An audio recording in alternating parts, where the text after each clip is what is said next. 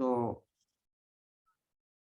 श्री भगवान कृष्ण की शरण में हम लोग आज अपने दूसरे सत्र का अंतिम अध्याय, जिसका कि नाम है भक्ति योग, है ना, उस पर चर्चा करेंगे। अभी तक जो हमारा पहला षटक था 1 से 6 अध्याय, वो उसमें मेनली भगवान ने प्रधानता से कर्म योग के बारे में बताया, है ना। सभी लोग अपना वीडियो ऑन कर लें कृपया, ज्यादा लोग है भी नहीं। 7 से 12 जो अध्याय था, और मेरे को किसी की आवाज नहीं आ रही है तो कृपया चैट बॉक्स में मैसेज कर, ताकि मेरे को पता पड़ जाए, है ना। 7 से जो 12 अध्याय है उसके बारे में भगवान ने मेनली किसके बारे में बोला भक्ति योग के बारे में, है ना। और जो 12वां अध्याय है वहां पर भगवान ने भक्ति योग को एकदम चरम सीमा पर पहुंचा दिया, है ना। बिल्कुल 7वें अध्याय से शुरू करके भगवान ने 12वें अध्याय में एकदम से बिल्कुल उसका नाम ही क्या रख दिया हमने, वेद व्यास जी ने उस चैप्टर का नाम ही भक्ति योग रखा, क्योंकि यहाँ पर भक्ति योग अपने पूरे उत्थान पर है ना, इसलिए। और 13 से 18 हम जानते ही हैं कि वो वहां पे भगवान मेनली ज्ञान योग के बारे में बताएंगे। यूं तो हर एक तीनों जो अपने विभाग किए हुए हैं गीता के, तीनों में ही एक एक योग प्रमुख है, लेकिन ऐसा नहीं है कि बाकी जो अन्य योग हैं, जो गीता में 3 योग हम जानते हैं कि भगवान ने बताया है, कर्म योग, ज्ञान योग और भक्ति योग। तो हर एक षटक में यद्यपि एक योग की प्रधानता है, लेकिन जो बाकी दूसरे योग हैं वो भी उसमें समाहित है। ऐसा नहीं है उनके बारे में नहीं बोला है, लेकिन मेनली भगवान ने एक पर फोकस किया है ना। क्योंकि कोई भी योग अपने आप में संपूर्ण नहीं होता, है ना। हर एक योग में 2 दूसरे योग आ ही जाते हैं, है ना। इंडिपेंडेंट कई बार नहीं होती है, पूरा नहीं होता है, कंप्लीट नहीं होता। तो अभी हमने देखो, पहले हमने 7वां अध्याय, इसके हम शुरू से चर्चा करते हैं, थोड़ा सा समरी कर देता हूँ। 7 चैप्टर में हमने पढ़ा ज्ञान विज्ञान, है ना, जहां पर भगवान ने अपने समग्र रूप को बताना शुरू किया, है ना, कि भगवान को हम ढंग से अपने बारे में बताना कि मैं क्या हूं, तभी तो हमारी भक्ति होगी भगवान में। यदि हम भगवान के बारे में जानेंगे नहीं किसी चीज के बारे में, तो फिर तो अंधभक्ति हो जाएगी, है ना। तो भगवान हमारी अंधभक्ति ना हो, है ना। इसलिए पहले तो ये भक्ति तो मानने की चीज है ना, भक्ति श्रद्धा का चीज है, लेकिन वो श्रद्धा आएगी कैसे? वो श्रद्धा तभी आएगी जब हम भगवान के बारे में जान लेंगे। यूं तो कोई जान नहीं सकता, लेकिन भगवान जो भी है, जिस तरीके से भी है, हमारी जो भी काबिलियत है, उसके हिसाब से भगवान हमारी सामर्थ्य के अनुसार अपने बारे में बताना शुरू करते हैं। कहाँ शुरू करते हैं? 7वें अध्याय, ठीक है। ज्ञान विज्ञान योग से भगवान ने पूरा बताया अपने बारे में, सब कुछ खोल के। उसके बाद 8वें अध्याय में भगवान ने क्या बताया? क्योंकि 7वें अध्याय के अंत में अर्जुन ने कुछ प्रश्न पूछ लिए भगवान से कि अधिभूत क्या है, अधिदेव क्या है, अधियज्ञ क्या है, कर्म क्या है ना, जीव क्या है।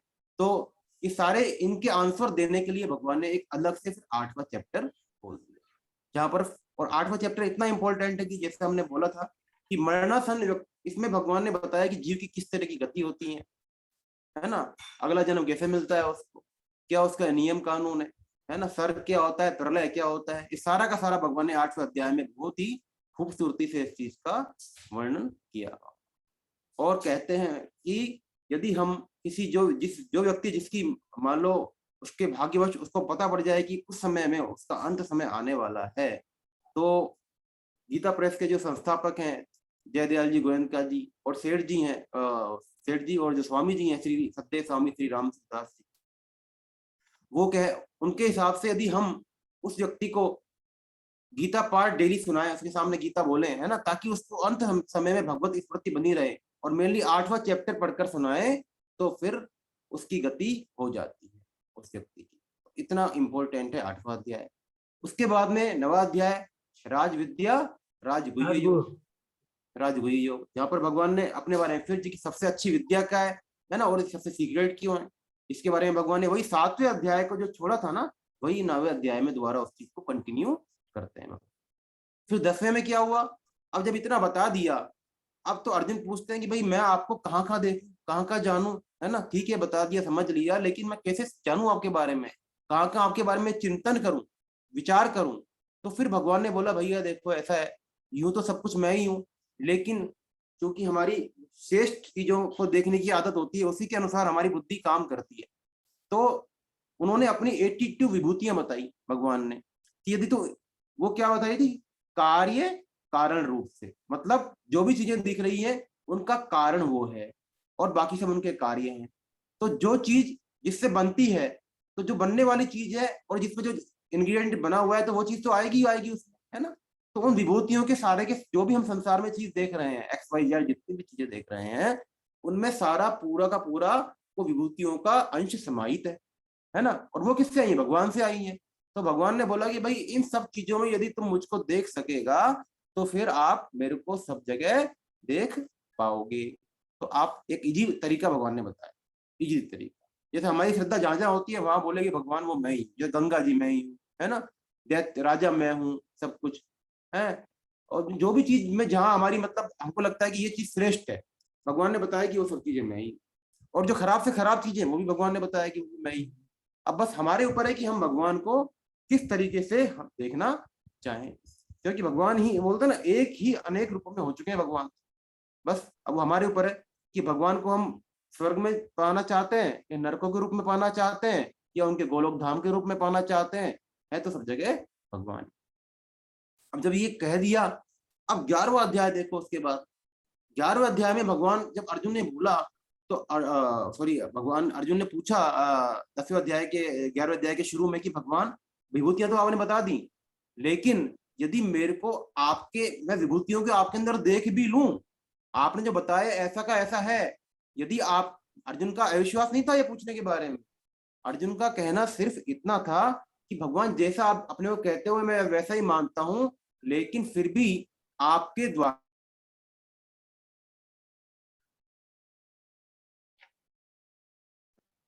है ना, तो आप यदि आपके द्वारा मेरे द्वारा आपका वह रूप देखे जाने योग्य है, यदि आप मेरे को इस काबिल समझते हैं, तो क्या मैं आपका वो रूप देख सकता हूँ। मतलब साक्षात जो बता रहे हैं भगवान, मैं आपको वैसा का वैसा देखना चाहता हूँ, अर्जुन की बात है।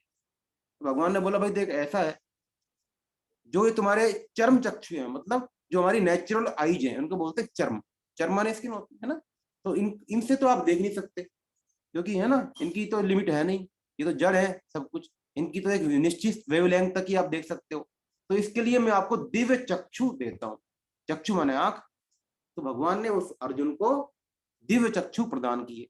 और फिर भगवान ने अपना पूरा विश्व रूप दर्शन कराया अर्जुन, विराट रूप के दर्शन कराए, जिसमें कि अर्जुन ने भगवान को साक्षात रूप से, है ना, सारा का सारा वर्ल्ड मतलब ब्रह्मांड कितने ही सारे सब जो महाभारत में लोग मर रहे थे मर चुके, सारा का सारा भगवान अर्जुन ने एक जगह भगवान के अंदर उस चीज को देख लिया, है ना, बिल्कुल ऐसा का ऐसा। और अर्जुन के साथ किसने देखा? संजय ने देखा, है ना। संजय ने, संजय अर्जुन से, संजय भगवान के अर्जुन से भी बड़े भक्त हैं, है ना। उनके मन में कोई डाउट है ही नहीं भगवान के, है ना। तो अर्जुन ने देखा ये सब चीजें। अब जब ये सब चीजें देख ली, फिर अर्जुन वहां पर भगवान की स्तुति करते हैं। और वो स्तुति इतनी विलक्षण है कि वो वर्षों से गीता भवन नंबर 3 ऋषिकेश में सुबह 5 बजे चली आती है ना, जिसके कि हम 10 श्लोक आपको डेली भेजते ही हैं। और उसके अलावा नित्य स्तुति है, वो भी मैंने कभी कभार भेजी है आपको। और आपको अगर किसी के पास नहीं है तो मैं दोबारा भेज दूंगा, उसकी ऑडियो रिकॉर्डिंग मेरे पास में है ना। वो डेली 5 बजे होती है स्तुति। ऐसी विलक्षण भगवान ने स्तुति करी, जो कि संसार की सबसे श्रेष्ठ स्तुति मानी जाती है भगवान की, है ना। अब ये सब हो गया। अब देखो अर्जुन भक्ति योग के पात्र हो गए, हम लोग भी भक्ति योग सुनने के पात्र हो गए। इतना सुनने के बाद में अतः भगवान इस शतक के अंतिम अध्याय में भक्ति योग के बारे में संपूर्णता से बताते हैं, क्योंकि हम भगवान ने अपने बारे में बता दिया। अब हम भगवान, अब हमारी बुद्धि में तर्क वितर्क नहीं होने चाहिए, अब हम भगवान के ऊपर विश्वास करने वाले होने चाहिए। इसलिए भगवान ने फिर 12वें अध्याय में पूरी शिद्दत के साथ में भक्ति योग का वर्णन किया। अब देखो, तो भक्ति योग के लिए क्या है? भक्ति योग का जो मेन वो है, मेन जो कंपोनेंट है ना भक्ति योग का, भक्ति क्या है? सर्वश्रेष्ठ धर्म है ना। और भक्ति में सबसे बड़ी चीज है मानना। अगर हमने किसी के प्रति भक्ति कर ली ना, तो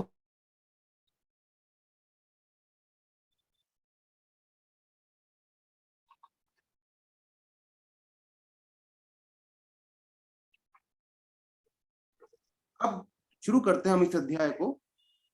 पहला जी, श्लोक। आपकी आवाज बीच बीच में कट रही है। अच्छा, मेरी आवाज कट रही है। मैं एक काम हाँ, करता अभी हूँ, मैं साइलेंट। ईयरफोन लगा लेता हूँ। कोई अच्छा किया आपने मेरे को ध्यान दिला दिया, है ना। मैं एक सेकेंड, आप रुकिए जरा, रुको, मैं ईयरफोन लगा लेता हूँ। तो देखिए भाई, जो भी साधक अभी लेट आए हैं, तो पहले तो मेरा निवेदन है कि सभी के चरणों में कि हम समय से आए, ताकि हम समय से स्टार्ट कर सके, है ना। और दूसरी बात यह है कि हाँ, हम लोग 12वां अध्याय पढ़ रहे हैं, भक्ति योग, जो कि हमारे इस सत्र का, दूसरे सत्र का, हमारे 3 सत्र होंगे, दूसरे सत्र का अंतिम अध्याय है ना। अगली क्लास में मैं ट्राई करूंगा कि रिवीजन लूं। तो आज हम 12वां अध्याय पढ़ रहे हैं। तो अब पहला श्लोक अर्जुन बोल रहे हैं भक्ति योग वाले चैप्टर में। देखो, एक मेरी सबसे ये भी निवेदन है कि हो सके तो 12वां अध्याय हम लोग याद भी करें, है ना। बहुत छोटा अध्याय, 20 श्लोक का ही है, धीरे धीरे करेंगे तो श्लोक भी याद हो जाएंगे। अगर कोशिश कर सकते हैं तो कोई जरूरी नहीं है, लेकिन अच्छा रहता है। अर्जुन उवाच एवं सततयुक्ता ये भक्तास्त्वां पर्युपासते ये चाप्यक्षरमव्यक्तं तेषां के योगवित्तमाः। अर्जुन बोलते हैं कि जो भक्त इस प्रकार 11वें अध्याय के 55वें श्लोक के अनुसार, कैसे 11वां अध्याय का 55वां श्लोक क्या था, आप अपनी बुक में देख सकते हो, है ना, जो बुक खोल के बैठे हुए हैं, पढ़ते हैं कि हे पांडव, जो मेरे लिए ही कर्म करने वाला, मेरे ही परायण और मेरा ही प्रेमी भक्त है, तथा कैसा है, सर्वथा आसक्ति रहित और प्राणी मात्र के साथ वैर भाव से रहित है, वह भक्त मुझे प्राप्त होता है। 5 चीजें भगवान ने बताई, मेरे लिए ही कर्म करने वाला, मेरे ही परायण, मेरा ही प्रेमी भक्त, सब जगह आसक्ति रहित और प्राणी मात्र के साथ वैर भाव से रहित। बहुत इंपॉर्टेंट है, किसी के प्रति द्वेष ना होना, है ना। तो भगवान, तो अर्जुन पूछ रहे हैं कि जो आपने पहले कहा, इस प्रकार जो आप में लगे रहकर, निरंतर आप में लगे रहकर सगुण साकार की उपासना करते हैं और निर्गुण निराकार की उपासना करते हैं, उन दोनों में से उत्तम योग वेत्ता कौन है। देखो, 12वें अध्याय में क्या है, भगवान ने, देखो हम लोग सभी में प्राय भेद होते हैं ना, हमारी दृष्टि के। कोई तो भगवान को सगुण मानता है, कोई भगवान को निर्गुण मानता है, कोई साकार मानता है, कोई निराकार मानता है। तो पहले तो भगवान ने 12वें अध्याय में इन दोनों की एकता सिद्ध करी, है ना, कि वो दोनों एक ही हैं। और निराकार का मतलब, भाई देखो, वैसे तो परमात्मा सब जगह हम बोलते हैं ना कि सारा का सारा ब्रह्मांड, सृष्टि जो भी है, देख रहे हैं नहीं देख रहे हैं, सब में परमात्मा ही व्याप्त है, ठीक है। लेकिन उस परमात्मा को देखे कैसे, जब तक हम किसी चीज को देख नहीं सकते या उसका एक अनुमान नहीं करेंगे, तो हमारी श्रद्धा कैसे हो, है ना। तो श्रद्धा हमारी हो जाए भगवान में, उसके लिए भगवान ने बताया कि भाई, अर्जुन पूछते हैं कि अब देखो क्या है, पहले कि सगुण साकार क्या है, कि आप, है ना, भक्तास्त्वाम, त्वाम से मतलब है यहाँ पर भगवान का सगुण साकार रूप। और फिर क्या बोलते हैं, ये चाप्यक्षरम अव्यक्तम, अव्यक्तम माने अव्यक्त, अव्यक्त का मतलब जिसको देखा ना जा सके, है ना, अव्यक्त, जो अव्यक्त है, तो वो कौन सा हो गया, निर्गुण निराकार हो। तो अर्जुन पूछ रहे हैं कि जो निरंतर आप में लगे हुए, लगातार आप में लगे हुए हैं और सगुण साकार की उपासना करते हैं, मतलब आपके उन्होंने एक रूप मानना कि भगवान में, हमारे भगवान तो बहुत अच्छे हैं, 16 कलाएं हैं, 8 कलाएं हैं, जितनी भी कलाएं हैं, राम है, कृष्ण है, उनकी ये मूर्ति है, उनका ये विग्रह है, या वो ऐसे हैं, है ना, वो सगुण साकार होते हैं। एक तो भगवान, एक तो इस तरह पूछता है, और दूसरा वो है, भाई ठीक है, सब जगह परमात्मा है, कोई आकार नहीं है, निराकार है। जैसे कि मेनली जो आर्य समाजी होते हैं, वो भगवान को निराकार मानते हैं, ना, निर्गुण निराकार, ठीक है। तो है, उनका कोई रूप नहीं है, मूर्ति पूजा वगैरह सब बकवास है, कई ऐसे भी बोलते हैं, है ना। हो सकता है कई दोनों मानते हैं, लेकिन निर्गुण निराकार वाले ऐसे भी बोल सकते हैं। तो जो दोनों तरह से भगवान की उपासना करते हैं, उन दोनों योग वेत्ताओं में से श्रेष्ठ कौन है ना, अच्छा उत्तम कौन है, ये बोलते हैं। अब देखो क्या बोलते हैं भगवान, तो यहाँ पर जो ये है ना, चाप्यक्षरम व्यक्तन, जो नीचे वाली लाइन है श्लोक की, यहाँ पर क्या है, देखो, चय, अपि, अक्षर और अव्यक्त। अक्षर का मतलब है भगवान का परम ब्रह्म का वाचक है ना, अक्षर निर्गुण निराकार के लिए यूज होता है अक्षर। और अव्यक्त माने जिसको भी जो देखा ना जा सके, जो अव्यक्त है। व्यक्त माने कोई चीज, जैसे भाप है, जैसे मान लो स्टीम है या फिर धुआं है, देख नहीं सकते उसको, लेकिन अगर मान लो उसका डिस्टिलेशन हो गया तो पानी बन जाएगा ना उसका, तो वो क्या हो गया, उसका अव्यक्त रूप हो गया। और जो जल क्या हो गया, उसका व्यक्त रूप हो गया। है ना, इसको ऐसे हम समझ सकते हैं। तो अब अर्जुन यही जानना चाह रहे हैं कि भाई इन दोनों में से कौन सा उपासक श्रेष्ठ है। क्या बोलते हैं भगवान? श्री भगवान उवाच मय्यावेश्य मनो ये मान नित्य युक्ता उपासते श्रद्धया परयोपेतास ते में युक्त तमामताः। मुझ में मन को लगाकर,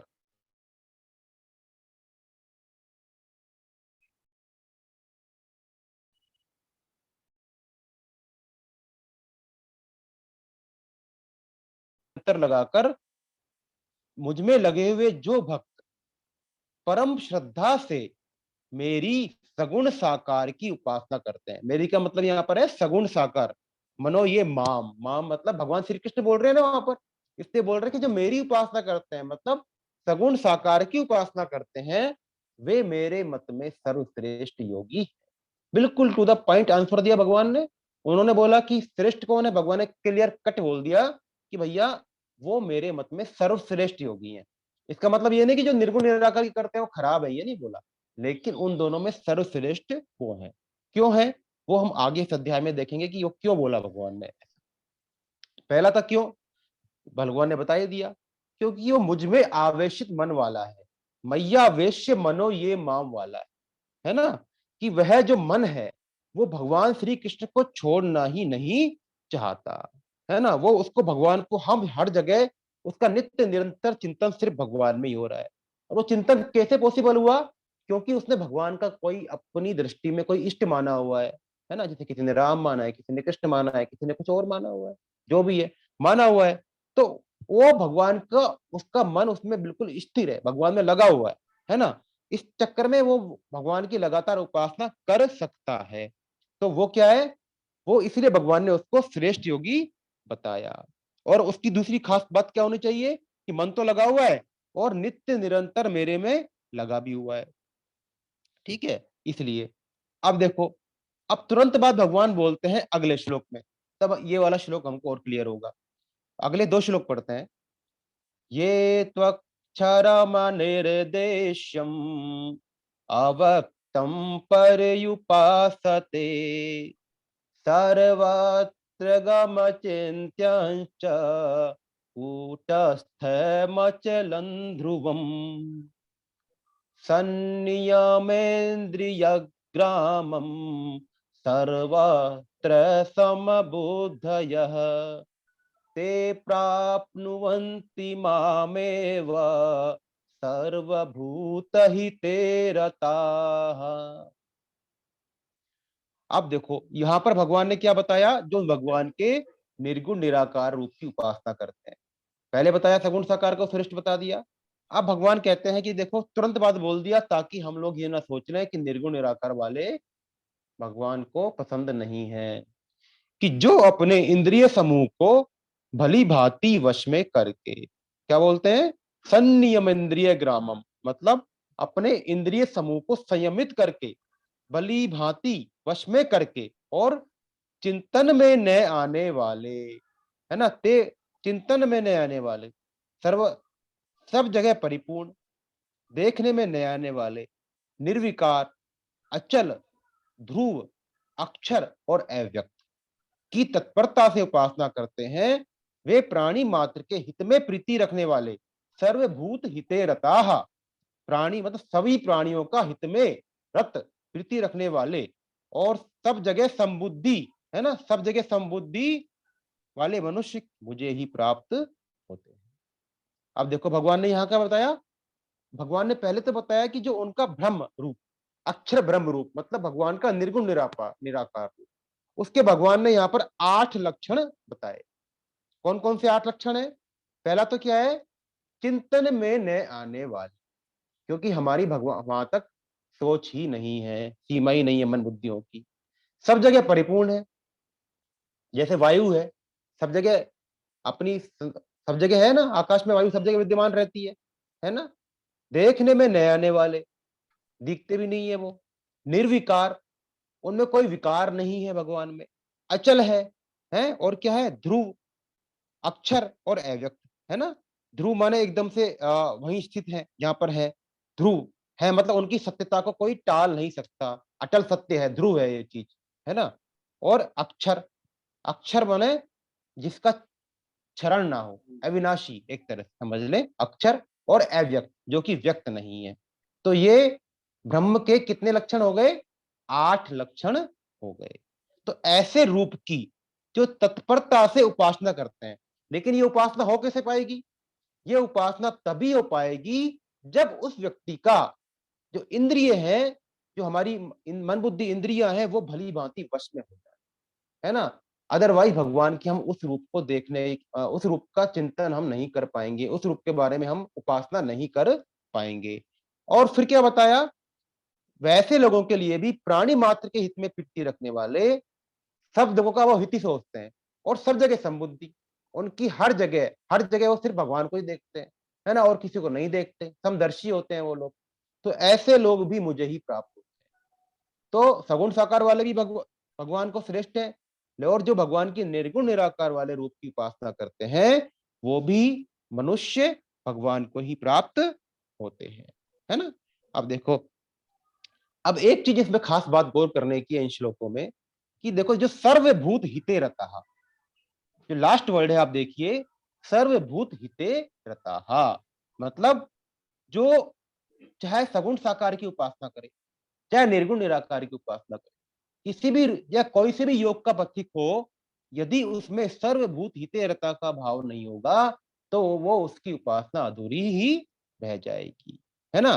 कर्मयोग के लिए भी, ज्ञान योग के लिए भी, निर्गुण निराकार भी करे चाहे सगुण साकार करे, अर्थात कि हमको जो हमारे कर्म करने हैं, हमारे जो कार्य करने हैं, उसका उद्देश्य क्या हो, उसका उद्देश्य उसका संसार मात्र का, प्राणी मात्र का हित करना, उसके हित के लिए हो, है ना, किसी से द्वेष करना ना हो, है ना, मतलब हमारा सभी सारे के सारे काम सेवा के लिए हो। और सेवा कब आएगी, क्योंकि सेवा जब जब तक हमारे कर्म दूसरों की सेवा के लिए, दूसरों के हित के लिए नहीं होंगे, तब तक हमारे अंदर समता आना संभव नहीं है। समता पहले तभी, भले ही हम पहले राग से करें, है ना, उस हमको खुशी सुखी दुखी हो रहे हो, लेकिन हमारे कर्म तो कम से कम चालू हो कि हम दूसरों के हित के लिए करें। जब धीरे हम करते जाएंगे तो धीरे धीरे हमारा जो राग और द्वेष है वो भी मिटना चालू हो जाएगा, है ना, और हमारे अंदर समबुद्धि आने लग जाएगी, हम समता का अनुभव करने लग जाएंगे, है ना। क्यों, क्योंकि हम क्या सोचेंगे बाद में कि भैया जो मैं काम कर रहा हूँ दूसरे के हित के लिए, तो इसमें मेरा कुछ भी नहीं है। यदि मान लो मैंने किसी को कुछ दिया, तो वो मेरा नहीं, क्योंकि वो उसका हक था, इसलिए मैंने उसको वो चीज दे दी, है ना, मेरा कुछ नहीं था वो। और यदि हमने सोचा कि मैंने अपनी चीज उसको दी, तो फिर हमने उस चीज से अपना संबंध मान लिया।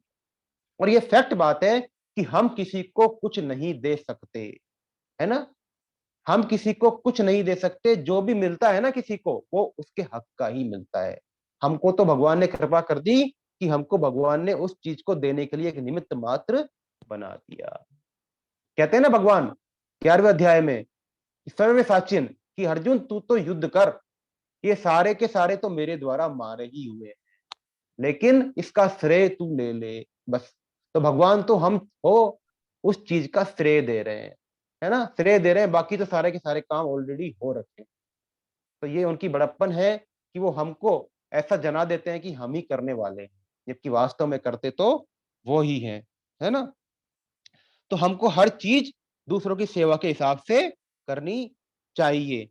परहित सरिस धर्म नहीं भाई, पर पीड़ा सम नहीं अधमाई, परहित बस जिन के मन माही, तिन कहूँ जग दुर्लभ कछु नाही, है ना। क्या बोलते हैं तुलसीदास जी, कि जिनके मन में दूसरों के हित की कामना ही रहती है, उनको जग में कुछ भी दुर्लभ नहीं है।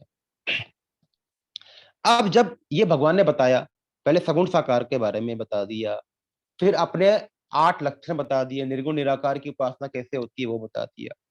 अब भगवान बोलते हैं कि भाई सगुण साकार वाले निर्गुण निराकार की सगुण साकार की फल तो एक ही होता है, लेकिन सगुण साकार श्रेष्ठ क्यों है? सगुण साकार की उपासना करने वाले जो योगी हैं वो श्रेष्ठ क्यों है? तो अगले श्लोक में बता रहे हैं भगवान, क्लेशोऽधिकतरस्तेषाम् अव्यक्तासक्तचेतसाम् अव्यक्ता हि गतिर्दुःखं देहवद्भिरवाप्यते। अव्यक्त में आसक्त, क्लेशो अधिक अतर तेषाम अव्यक्तासक्त चेतसाम। अव्यक्तासक्त चेतसा मतलब अव्यक्त में आसक्त चित्त वाले, मतलब अव्यक्त मतलब भगवान के निर्गुण निराकार में आसक्त जिनका चित्त है, उन साधकों को अपने साधन में कष्ट अधिक होता है। क्लेशो, क्लेश माने कष्ट होता है ना, क्लेशो अधिक तरस तेषाम, उनको अपने साधन में कष्ट अधिक होता है। क्यों? क्योंकि अव्यक्ता ही गति दुखम देहवद्भिर्वाप्यते, देहाभिमानियों के द्वारा अव्यक्त विषय गति कठिनता से प्राप्त की जाती है, देहाभिमानी के द्वारा। क्यों? क्योंकि देखो, हम सभी लोग क्या है, देह के अभिमान से हम अपनी सत्ता मानते हैं। भले ही हमने मान लिया कि हम आत्मा है ना, हम भगवान के अंश हैं, ठीक है, आत्मा है, ठीक है, लेकिन क्या हम वास्तव में इस शरीर से अलग अपनी सत्ता को, अपने एग्जिस्टेंस को अनुभव कर पाते हैं? क्या हम जान पाते हैं कि है ना, इस शरीर से के अलावा नहीं मान पाते हैं ना, सब जगह एक ही आत्मा व्याप्त ही हूं तो, लेकिन चूंकि हम अपने को एक शरीर के होने से अपना होना मानते हैं, ठीक है, तो हमारे लिए निर्गुण निराकार की उपासना करना बहुत कठिन है, क्योंकि भगवान का भी वो अव्यक्त रूप है। और जब हमारी इस ध्येय में आसक्ति है तो हम ऐसा ही चाहते हैं कि हमारे सामने कोई चीज प्रत्यक्ष दिखे, कोई प्रेजेंट हो जिसमें कि हमारा मन लग जाए, हमारी मन बुद्धि वहां पर लग जाए, है ना। वो तभी लग पाएगी जब हम उस चीज का कोई रूप बना ले, कोई एक इमेज बना ले, पिक्चर बना ले, है ना, तभी हमारी उस चीज में लग सकती। इसीलिए भगवान बोल, क्यों ऐसा क्यों है? क्योंकि हमारा जो एग्जिस्टेंस है, हमारा होनापन है, हम अपने शरीर के द्वारा ही मानते हैं, ठीक है, इसलिए, है ना, इसलिए भगवान कहते हैं कि जो ऐसे व्यक्ति हैं, क्योंकि हम ध्येयाभिमानी है, इसलिए उनको निर्गुण निराकार की उपासना में कष्ट अधिक होता है ना, कष्ट अधिक होता है। वो भगवान पर अपना ध्यान कंसंट्रेट करने में उनको बहुत ही मुश्किल होगी, क्योंकि उनके सामने कोई चीज रहती नहीं, वो किस पर कंसंट्रेट करें अपना।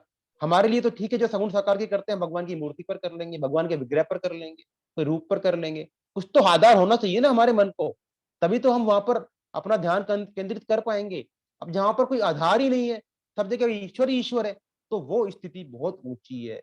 वो तभी आ पाएगी जब हमने अपने आप को इस शरीर से अलग अनुभव कर लिया।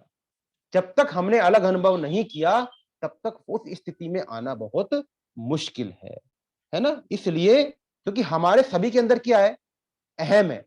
हमने पढ़े थे ना शरीर के लक्षण, तो अहम, मन बुद्धि से भी ऊपर क्या, अहम है। हमने अहम को लेकर अपनी सत्ता मानी हुई है, और अहम भी क्या है, ये जड़ है। तो जब तक हमारी इस अहम से छुटकारा ना हो जाए, इस अहम से हम मतलब हमारे अहंकार से हमने अपने को होना मान रखा है, इसको बोलते हैं अहंकार। इस अहंकार से जब तक हमारा छुटकारा, मतलब इससे हमारा संबंध ना छूट जाए, तब तक भगवान के निर्गुण निराकार के बारे में सोचना हमारे लिए, उसकी उपासना करना, उसमें केंद्रित करना अपने आप को, ध्यान लगाना, वो मुश्किल है। ये समझाने के लिए हम बोलते हैं कि जैसे मान लो कोई प्रेग्नेंट लेडी है ना, गर्भवती स्त्री है। अब बच्चा जब तक उसके पेट में है, जब तक उसके पेट में है, उसको पता है कि अंदर बच्चा है, गर्भ में बच्चा है ना, तो खुशी तो, सुखी तो उसको तब भी हो रहा है कि भाई मेरे अंदर बच्चा है ना। और एक बच्चा जब उसका जन्म हो गया, बाहर आ गया गर्भ से, एक तब है, तो निर्गुण निराकार हम मान ले कि जो हमारे गर्भ में अगर उसके अंदर वो बच्चा है, जो उसका सुख है, वो निर्गुण निराकार का सुख हो गया, क्योंकि उसने माना नहीं है, उसने देखा नहीं है, अव्यक्त है वो, है ना, देखा नहीं है उसको, बच्चे को अभी तक, है, लेकिन उसको पता है। और जो सगुण साकार का सुख कैसा हो गया, जब बच्चा बाहर आ गया, उसने देख लिया, उसको सहला लिया, उसको टच कर लिया, उससे प्रेम कर लिया, उसको प्यार कर लिया, तब वो क्या हो गया, सगुण साकार का सुख हो गया। है ना। जैसे श्रद्धेय स्वामी श्री राम सुखदास जी क्या बोलते हैं, मान लो भाई, जैसे मान लो कोई लोभी व्यक्ति है, ठीक है, तो यदि उसको रुपयों के बारे में पता है कि रुपया प्राप्त करना है, ठीक है, तो रुपयों के बारे में जान और रुपयों की प्राप्ति का लोभ, एक उसको लोभ लग गया, तो जो जानकारी होने से ज्यादा विलक्षण क्या है, रुपयों की प्राप्ति का चस्का लग जाना, धन की प्राप्ति का चस्का लग जाना, वो ज्यादा विलक्षण है, उसमें उसको ज्यादा आनंद आता है ना, उसमें उसको ज्यादा आनंद आता है। तो जब वो रुपया देख लेगा तो उसके आनंद की सीमा ही नहीं रहेगी। तो इसलिए सगुण साकार को श्रेष्ठ बताते हैं। जैसे एक एग्जाम्पल हम और लेते हैं कि हम प्राय निर्गुण निराकार की उपासना हमारे लिए कठिन क्यों है, इसी को समझने के लिए कि एक बार गो आपकी बुक में भी है एग्जाम्पल ये, एक बार गोरखनाथ जी थे, गोरखनाथ जी का नाम सबने सुना होगा, और उनके गुरु के नाम था मत्स्येंद्र नाथ जी, है ना। तो उनके साथ में जा रहे थे गोरखनाथ जी। अब गोरखनाथ जी आगे आगे चल रहे थे और जो मत्स्येंद्र नाथ जी थे वो पीछे पीछे उनके चल रहे थे।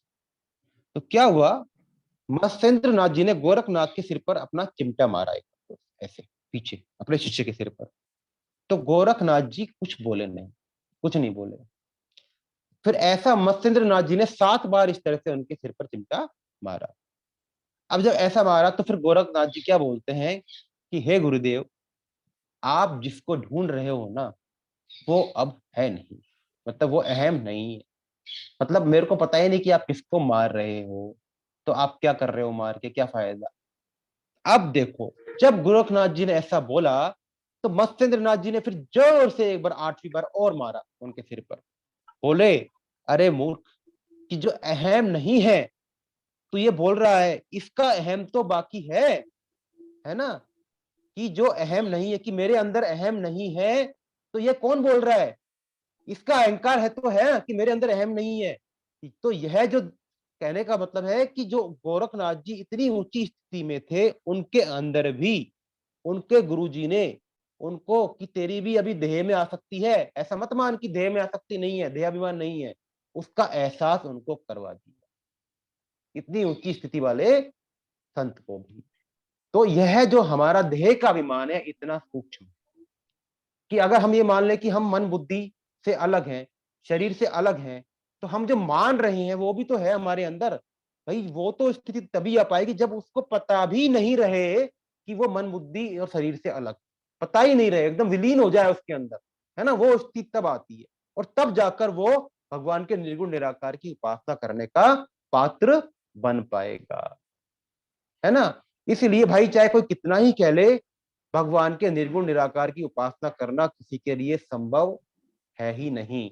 बहुत ही ज्यादा ऊंची स्थिति, बहुत ही ज्यादा ऊंची स्थिति, तभी वो संभव हो पाएगा, अन्यथा सिर्फ कहने की बातें हैं। हम लोग प्राय भगवान की सगुण साकार की उपासना करने के लायक ही हैं और वही करते हैं, चाहे कोई कितना ही अपने आप को बोल दे। वैसे दोनों में भेद नहीं है, हम समझ लेते हैं। जैसे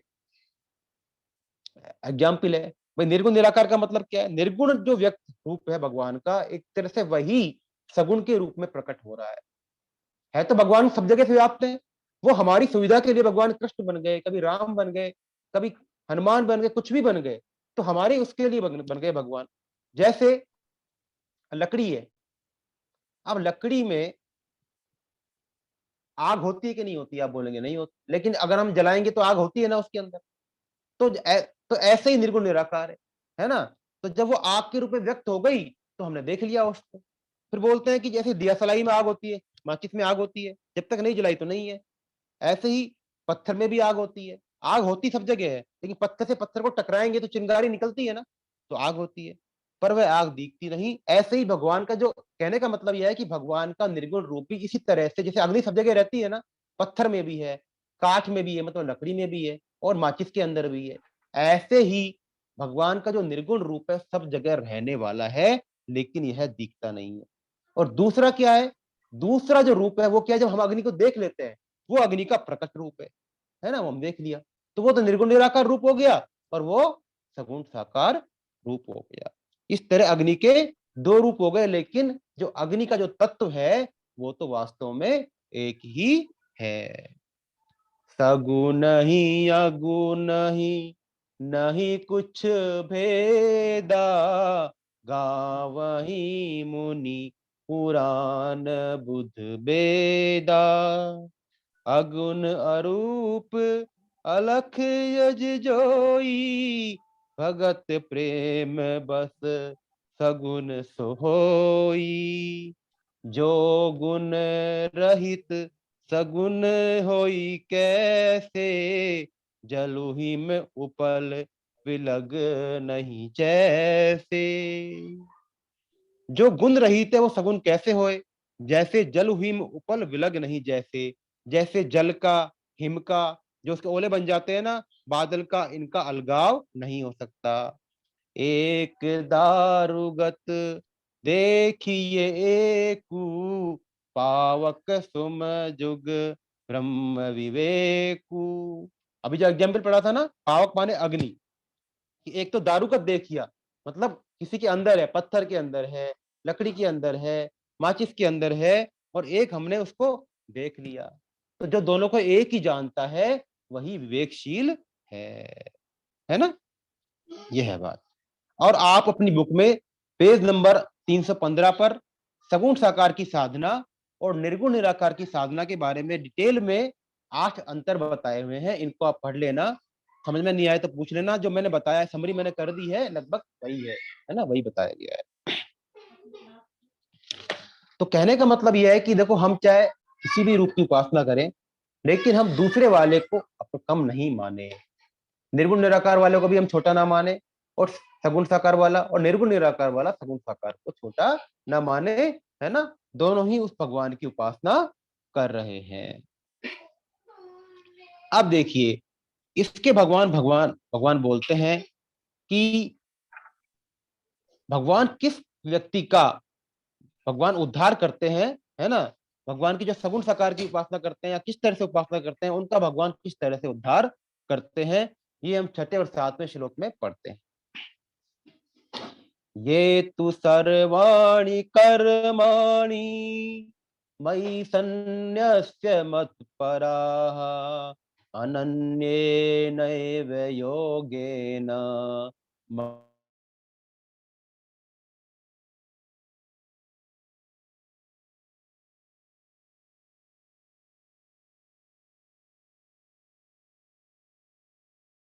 स्वामी न चिरात् पार्थ, मय्यावेशित चेतसाम्। कि परंतु जो संपूर्ण कर्मों को मेरे अर्पण करके और मेरे परायण होकर अनन्य योग संबंध से मेरा ही ध्यान करते हुए मेरी ही उपासना करते हैं, हे पार्थ, मुझ में आविष्ट चित्त वाले उन भक्तों का मैं मृत्यु रूप संसार समुद्र से शीघ्र ही उद्धार करने वाला बन जाता हूँ, है ना। देखो क्या बोला भगवान ने, फिर वही बात बोली भगवान ने, मुझ में आविष्ट चित्त वाले। लास्ट लाइन क्या है श्लोक की, मैया वेशित चेतसा, है ना। और पहले भगवान ने क्या बोला, मयि एव मन आदत्व, है ना।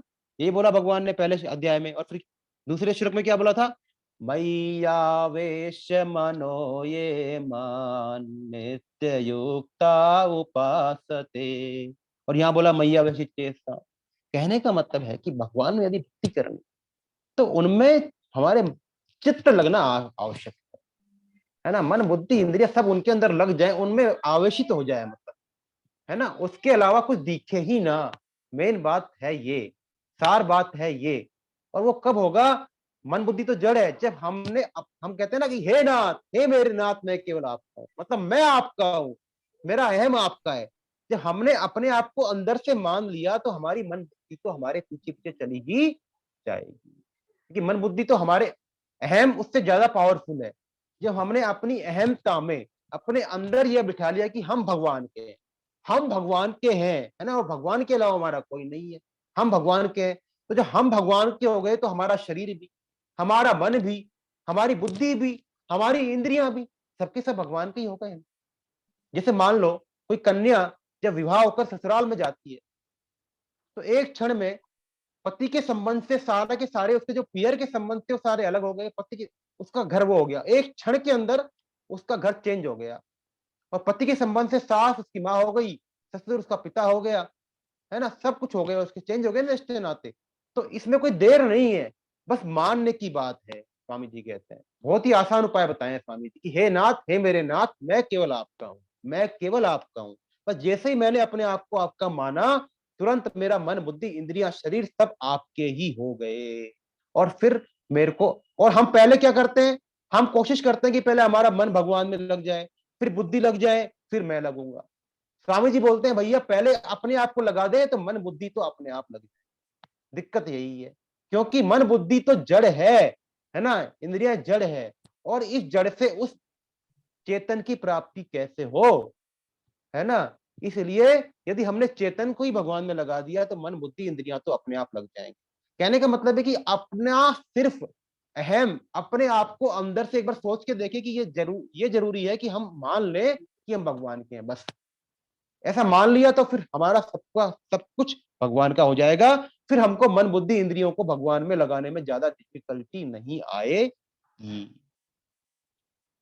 तो भगवान ये कहते हैं कि जो संपूर्ण कर्मों को मेरे अर्पण कर दे और मेरे परायण हो जाए, और अनन्य योग संबंध से, अर्थात भगवान आपके अलावा प्रभु मेरा कोई है ही नहीं। अनन्य मतलब एक के अलावा सबका अंत, कि आपके अलावा मेरा कोई दूसरा है ही नहीं। मेरे तो गिरधर गोपाल दूसरो न कोई, है ना। ऐसी जब भावना हमारे अंदर हो जाएगी और फिर मेरा ही ध्यान होगा, फिर उसके द्वारा मेरी उपासना करते हैं, तो ऐसे व्यक्तियों का, ऐसे व्यक्ति जिनका की चित्त मेरे में ही आविष्ट है, मेरे में ही लगा हुआ है, तो फिर उनका मैं इस संसार सागर से, संसार सागर कैसा है, मृत्यु रूप, है ना, दुखालय, इसमें कि आना जाना पड़ रहा है बार, इस संसार समुद्र से उनका शीघ्र ही उद्धार करने वाला, देरी नहीं है, शीघ्र ही उद्धार करने वाला बन जाता हूँ, तुरंत तुरंत बन जाता हूँ, है ना, ये बोलते हैं मतलब। देखो क्यों भगवान ने यहां लिखा ना, मैं अस अभिमान जाई जनी भोरे, मैं सेवक रघुपति पति मोरे, कि जब मेरे अंदर ये अभिमान चला गया तो फिर मैं सेवक और रघुपति सिर्फ मेरे हैं, है ना, यही बात है। तो ऐसे भक्तों का भगवान जैसे उद्धार कर देते हैं, क्योंकि भक्तों को तो भगवान का ही बल होता है। जैसे कहते हैं, जैसे मान लो एक माँ का बच्चा है और वो कीचड़ से खेल कर घर आता है, ठीक है, तो जो भगवान में, लेकिन उस माँ बच्चे को भरोसा किसका है, माँ का है। तो माँ भले ही उसको एक बार जब गंदा आएगा तो उसको गुस्से से देखेगी, लेकिन उसकी सफाई भी वही करेगी, उसको साफ सुथरा करके बिल्कुल बाबूजी बना के भी बिठा देगी थोड़ी देर में, नहला धुला के, है ना, कितना ही गंदा हो।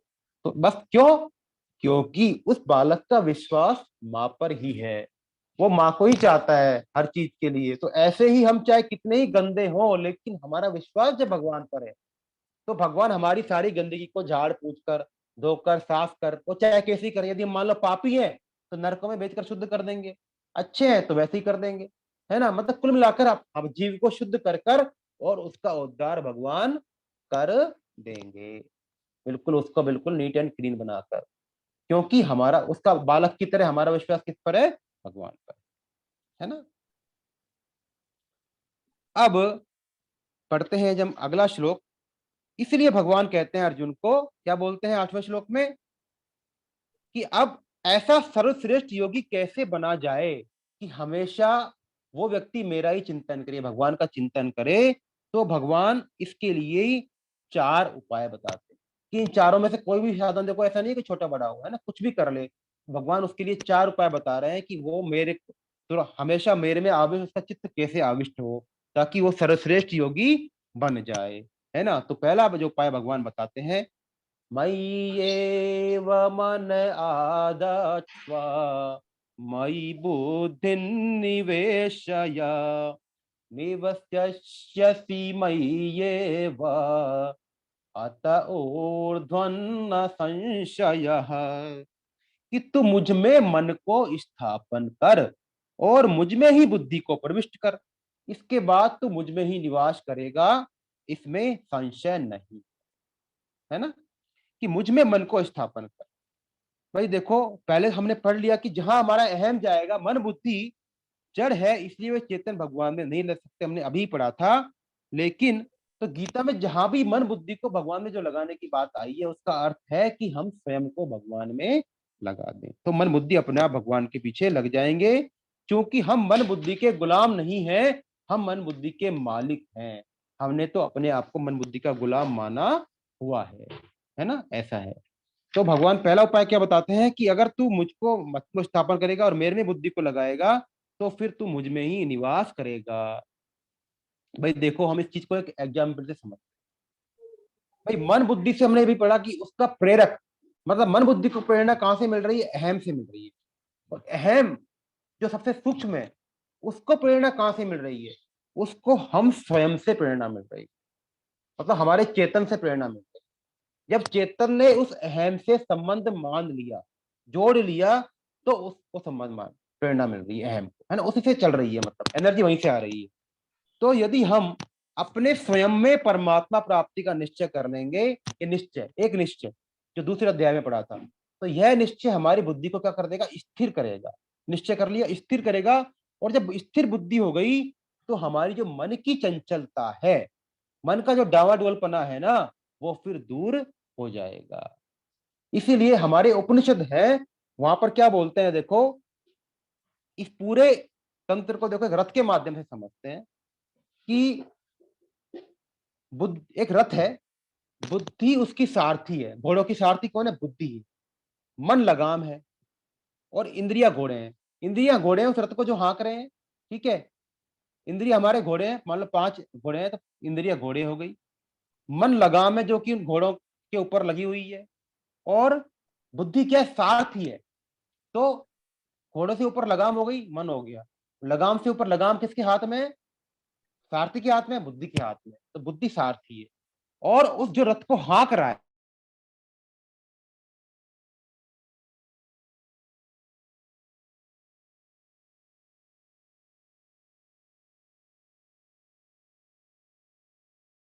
के अंदर, तो घोड़ा भी बाहर रह जाएगा उतर कर, है ना, और लगाम भी बाहर रह जाएगी। लेकिन जो सारथी है ना, मन भी बाहर रह गया, सारथी राजमहल के अंदर तक चला जाएगा। लेकिन राजमहल के अंदर भी यदि हमको अंतःपुर में जाना है, रनिवास के अंदर जाना है, तो वहां सारथी भी नहीं जा पाएगा। वहां तो सिर्फ सारथी के ऊपर भी जो राजा है, वो ही जा पाएगा। तो हम राजा हैं, इस शरीर रूपी रथ के हम राजा हैं, है ना, हम राजा हैं। हमारे कंट्रोल में ये सब चीजें होनी चाहिए। हो क्या रखा है कि हमारे सारथी ने और हमारी लगाम ने, मतलब मन और बुद्धि ने इस राजा पर कंट्रोल कर लिया, हो ये गया। इसीलिए दिक्कत है। तो हम इन पर कंट्रोल न करके हम मान लें कि हम राजा हैं, हम इन पर कंट्रोल करने वाले हैं, तो फिर हम भगवान, हम हमारी जो जहां चाहेंगे हमारा जो रथ है वो वहीं जाएगा, वो इधर उधर नहीं भटकेगा। क्योंकि हम जो सारथी को बोलेंगे, अब हमने निश्चय कर लिया, तो सारथी कभी इस रथ को तू यहाँ लेके चल, तो उसी हिसाब से लगाम मारेगा, और उसी हिसाब से हमारे जो इंद्रियों के घोड़े हैं वो दौड़ेंगे, है ना। क्लियर हो गया होगा। अब भगवान ने एक तो ये रास्ता बता दिया मन बुद्धि को अपने अंदर लगाने का। अब दूसरा रास्ता भगवान बताते हैं, अथ चेत्तम समाधातुं न शक्नोषि मयि स्थिरम् अभ्यास योगेन ततो मामिच्छाप्तुं धनंजय। कि तू मुझको, मन को मुझसे अचल भाव से यदि स्थिर करने में अपने आप को समर्थ नहीं मानता, यदि पहले जो बताया वैसा तू अपने आप को करने में एबल नहीं मानता, तो हे धनंजय, अभ्यास योग के द्वारा मेरी प्राप्ति की इच्छा कर। अभ्यास योग के द्वारा, न कि अभ्यास के द्वारा। अभ्यास योग का मतलब यह है कि हमारी, अभ्यास तो होता है कि यदि हम किसी लक्ष्य पर, किसी ध्येय पर हम चित्त को बार बार लगाएं, वो तो है अभ्यास। और यदि उस अभ्यास को हम समता बनाए हुए रखते करते हैं, मतलब उस अभ्यास के रिजल्ट में जो भी मिले अच्छा बुरा, उससे हम सुखी दुखी नहीं हो रहे हैं, तो समता बनाए रखना हो गया, वो हो गया अभ्यास योग, है ना, अभ्यास योग। तो अभ्यास योग में मन का निरोध उतना महत्वपूर्ण नहीं है जितना कि समता बनाए रखने का अभ्यास, है ना। अभ्यास। तो अभ्यास जो क्या है, स्वतंत्र साधन है। यदि हमारे मन के अंदर भगवान को प्राप्त करने की बहुत अच्छी अभिलाषा है, उत्कट अभिलाषा है, तो अभ्यास योग मतलब अभ्यास कैसे करेंगे हम? भगवान की लीलाओं का श्रवण करें, कीर्तन करें, सत्संग करें, है ना, समता बनाए रहे, यही अभ्यास होगी और कुछ नहीं है। तो इससे भी भगवान की प्राप्ति हो जाएगी। मतलब लगातार अभ्यास से हम भगवान, हमेशा भगवान के चिंतन का अभ्यास कर लें, ताकि हमेशा हमारे चिंतन में भगवान आते रहे। दूसरा रास्ता हो गया। अब तीसरा रास्ता क्या है? अभ्यासेप्य समर्थोसी मत कर्म परमो भव मदर्थमपि कर्माणि कुर्वन् सिद्धिमवाप्स्यसि। अगर तू अभ्यास योग में अपने को असमर्थ पाता है, तो मेरे लिए कर्म करने परायण, मेरे लिए कर्मों को करता हुआ भी तू सिद्धि को प्राप्त हो जाएगा, है ना। अर्थात कि जो भी हम काम करें वो किसके लिए करें? ये मान ले कि जो भी हम काम कर रहे हैं, सब कुछ घर का, परिवार का, नौकरी का, व्यवसाय का, जो भी कर रहे हैं, सब कुछ किसके लिए कर रहे हैं? आपके लिए कर रहे हैं प्रभु, बस। तदर्थमपि कर्माणि, आपके लिए कर रहे हैं बस, और कोई उद्देश्य नहीं है कि भगवान खुश रहे इस चीज से, बस। तो फिर मेरे को प्राप्त हो जाएगा। भाई जैसे वेद व्यास जी, वेद व्यास जी ने हमारे ज्यादातर जो भी ग्रंथ है, ज्यादातर वेद व्यास जी ने रचना की। आज उन्हीं की कृपा है कि हम भगवत गीता पढ़ पा रहे हैं, है ना। महाभारत का पार्ट है, महाभारत की रचना करी, उसका एक पार्ट भगवत गीता है। तो वेद व्यास जी ने जब इतने ग्रंथ रच दिए, है ना, जब सब कुछ कर दिया, तो उन्होंने क्या, जब वेद हो गए ना, वेद के बाद में उन्होंने महाभारत क्यों रची? महाभारत को पंचम वेद भी बोलते हैं, ताकि वेद हमको इजीली एक अच्छी क्या बोलते हैं, अच्छी आसान भाषा में वेद हमको समझ में आ जाए, इसलिए उन्होंने महाभारत की रचना करी। इसलिए महाभारत को पंचम वेद भी बोलते हैं। तो वेद तो हर कोई नहीं पढ़ सकता, लेकिन महाभारत हर एक आदमी पढ़ सकता है। लेकिन इतने सारे ग्रंथों की रचना करने के बाद भी वेद व्यास जी के अंदर शांति नहीं, है ना। वो असंतुष्ट थे एकदम, उनका जो मन था, जो उनका चित्त था, वो थोड़ा सा खिन्न था, खिन्न सा हो रहा था। तो नारद जी आए उनके पास में कि आपने देखो इतना कर दिया, लेकिन अभी भी आपके अंदर अशांति क्यों है? क्यों? क्योंकि आपने इन सारे वेदों में, सारे ग्रंथों में धर्म जो और अर्थ काम मोक्ष जो ही पुरुषार्थ है, उनका आपने खूब डिटेल में बताया, लेकिन आपने भगवान श्री कृष्ण की महिमा का निरूपण नहीं किया अभी तक, इसीलिए आपकी चिंतन अधूरा है। तो नारद जी कहते हैं कि यदि किसी ग्रंथ में भगवान की लीलाओं की मुक्त कंठ से प्रशंसा नहीं हुई हो, भगवान के निर्मल यश का गान ना हुआ हो, है ना, तो चाहे वो ग्रंथ कितने ही रस भाव से युक्त हो, कितने ही अलंकार से युक्त हो, कितना ही बड़े से बड़ा ज्ञान हो उसके अंदर, लेकिन वह उतना ही अपवित्र है, जैसा कि जहां पर कौवा होता है ना, कौवा, कौवे की जो बीट होती है, उच्छिष्ट होता है, जो वो फेंका जाता है, वो कितनी बेकार जगह होती है, गंदी जगह होती है, तो वो उतनी ही अपवित्र जगह है, जब तक उसके अंदर भगवान के निर्मल यश का गान ना हुआ हो और भक्त उसका सेवन नहीं करते। और यदि मान लो आपकी रचना कितनी ही बेकार हो, उसके अंदर कुछ भी ना हो, लेकिन उसके अंदर भगवान की निर्मल यश का गान हुआ हो, है ना, भगवान के अच्छे अच्छे प्रेम वाले नाम हो उसके अंदर, तो वो सर्वश्रेष्ठ है, उसकी उससे सुंदर रचना कोई और हो नहीं सकती। जब नारद जी ने भगवान से ये बोला, वो वेद व्यास जी से बोला, उसके बाद व्यास जी महाराज ने श्रीमद् भागवत महापुराण की रचना की, और तब उनको संतुष्टि हुई। और श्रीमद् भागवत जो कि जिसमें कि भगवान, मतलब उसको पढ़ेंगे तो पढ़ते ही जाओ, उसमें भगवान की लीलाओं का एकदम से विशुद्ध वर्णन, है ना। उसको पढ़ने से भगवान में बहुत हमारी प्रेम बढ़ती है। तो हम लोग गीता पढ़ने के बाद में हमको श्रीमद् भागवत का अध्ययन भी करना चाहिए, है ना। कहने का मतलब यह है कि जब तक हम भगवान के लिए कर्म, भगवान एक रास्ता बता रहे हैं कि अगर भैया तू मेरे लिए भी यदि कर्म करता है तो भी मेरे को प्राप्त हो जाएगा। और यदि ये भी पॉसिबल नहीं है, तो फिर भगवान बोलते हैं भाई ये कर ले, क्या कर ले? अथेतदाप्य शक्तोऽसि कर्तुम् मद्योगमाश्रितः सर्व कर्म फल त्यागन तथा कुरु यतात्मवान। अगर मेरे समता के आश्रित, मतलब योग समता के आश्रित हुआ तू इस पूर्व श्लोक में कहे हुए साधन, मतलब कर्मों को मेरे अर्पण कर दे, वो भी करने में अपने को असमर्थ पाता है, तो मन बुद्धि इंद्रियों को वश में करके संपूर्ण कर्मों के फल की इच्छा का त्याग कर दे। चलो भैया कर्म भी तू मेरे लिए नहीं कर पाता, तो भाई तू कर्म में कोई फल की, जो कर्म में जो फल है ना, उस इस कर्म से मेरे को फलाना फल मिलेगा, है ना, उस फल की इच्छा का त्याग कर दे। या फिर उस फल से, उस रिजल्ट से सुखी दुखी होना छोड़ते, उसमें राग और द्वेष मत मान। लेकिन वो कब हो पाएगा?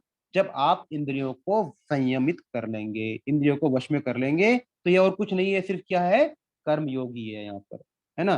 तो भगवान ने चार रास्ते बता दिए। अब भगवान कहते हैं कि भाई देखो, जो अगला 12वां श्लोक है, कि अब कर्म फल त्याग भगवान ने लास्ट में कहा, तो कोई ये ना समझ ले कि ये सबसे छोटा रास्ता है, सबसे निम्न श्रेणी का रास्ता है। तो इसी के लिए भगवान ने 12वां श्लोक कहा, क्या बोला? श्रेयो ही ज्ञानम अभ्यासात् ज्ञान ध्यानम विशिष्यते ध्यानात् कर्म फल त्याग त्यागात् शांतिरनंतरम। अभ्यास से शास्त्र ज्ञान श्रेष्ठ है, शास्त्र ज्ञान से ध्यान श्रेष्ठ है, और ध्यान से भी सब कर्मों के फल की इच्छा का त्याग श्रेष्ठ है, क्योंकि त्याग से तत्काल ही परम शांति की प्राप्ति हो जाती। तो कर्मों के फल की इच्छा का त्याग सर्वश्रेष्ठ है, एक तरह से कर्मयोग का आचरण करना, क्योंकि त्याग से, भगवान कहते हैं कि यदि इसके अंदर त्याग की भावना हो गई, तो उसको तत्काल ही परम शांति की प्राप्ति हो जाएगी। अभ्यास का मतलब यहाँ अभ्यास योग नहीं है, अभ्यास है ना, अभ्यास, कि हम खाली कोरा ज्ञान तो है नहीं और अभ्यास करते रहे, है ना, किसी भी चीज के बारे में। जब तक ज्ञान नहीं हो तो वो अभ्यास कोई काम का नहीं है। इसलिए भगवान बोलते हैं कि अभ्यास से शास्त्र ज्ञान श्रेष्ठ है, और शास्त्र ज्ञान से, लेकिन शास्त्रों का ज्ञान भी हो जाए, लेकिन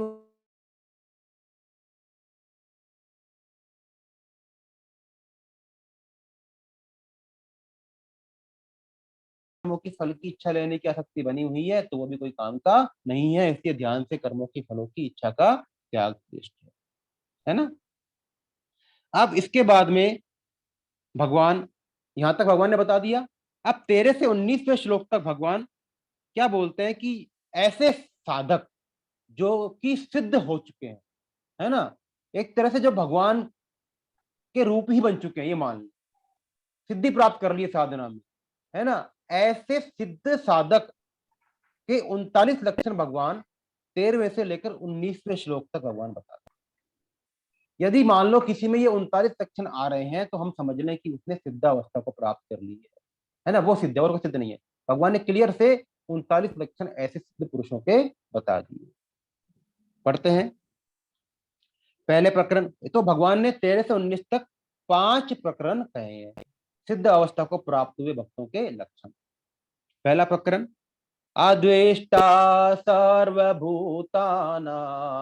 मैत्र करुण एव च निर्ममो निरहंकार समदुःख सुख क्षमी संतुष्ट सततं योगी यतात्मा दृढ़ निश्चयः मय्यर्पित मनो बुद्धिर् यो मद भक्त मे प्रिय। पहला क्या है?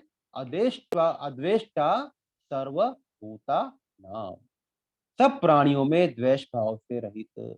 सिद्ध अवस्था प्राप्त करनी है तो भैया पहला लक्षण है अद्वेष्टा सर्वभूता नाम, सब प्राणियों में द्वेष भाव से रहित। स्वामी जी कहते हैं कि यदि भगवत प्राप्ति करनी है, तो सबसे पहले उससे मेल मिलाप कर लो जिसका कि आप, जिस जिस जो आपका सबसे ज्यादा शत्रु है ना। यदि आपके अंदर मरते दम, मरते वक्त भी, मरते दम तक किसी एक के प्रति भी वैर भाव रह गया, एक के प्रति भी अंदर भावना भी रह गई, तो आपको भगवत प्राप्ति नहीं हो पाएगी। तो पहला लक्षण क्या है? सब प्राणियों में द्वेष भाव से रहित, और मित्र भाव वाला, और दयालु भी, ममता रहित, समझते ही है, मतलब आसक्ति ना हो, ममता ना हो, अहंकार रहित समझते हैं, सुख दुख की प्राप्ति में सम हो, क्षमाशील हो, निरंतर संतुष्ट हो हर स्थिति में, योगी हो, शरीर को वश में कर किए हुए, उसका शरीर वश में होता है ना, दृढ़ निश्चय वाला, निश्चय दृढ़ होता है, और मुझ में अर्पित मन बुद्धि वाला। क्या इंपॉर्टेंट है? मुझ में अर्पित मन बुद्धि वाला। जो मेरा भक्त है वह मुझे प्रिय है, मद भक्त से मैं प्रिय, वह मुझको प्रिय है ना। तो यहाँ भगवान ने 12 लक्षण बताए 39 में से, समझ में आ गए होंगे, है ना। भाई देखो, जो भगवान का प्रिय भक्त हो, वो सिद्ध भक्त होगा, वह उसका कहीं भी किसी से वैर नहीं होगा। जैसे युधिष्ठिर थे, युधिष्ठिर का एक नाम क्या था? अजात शत्रु, अजात शत्रु।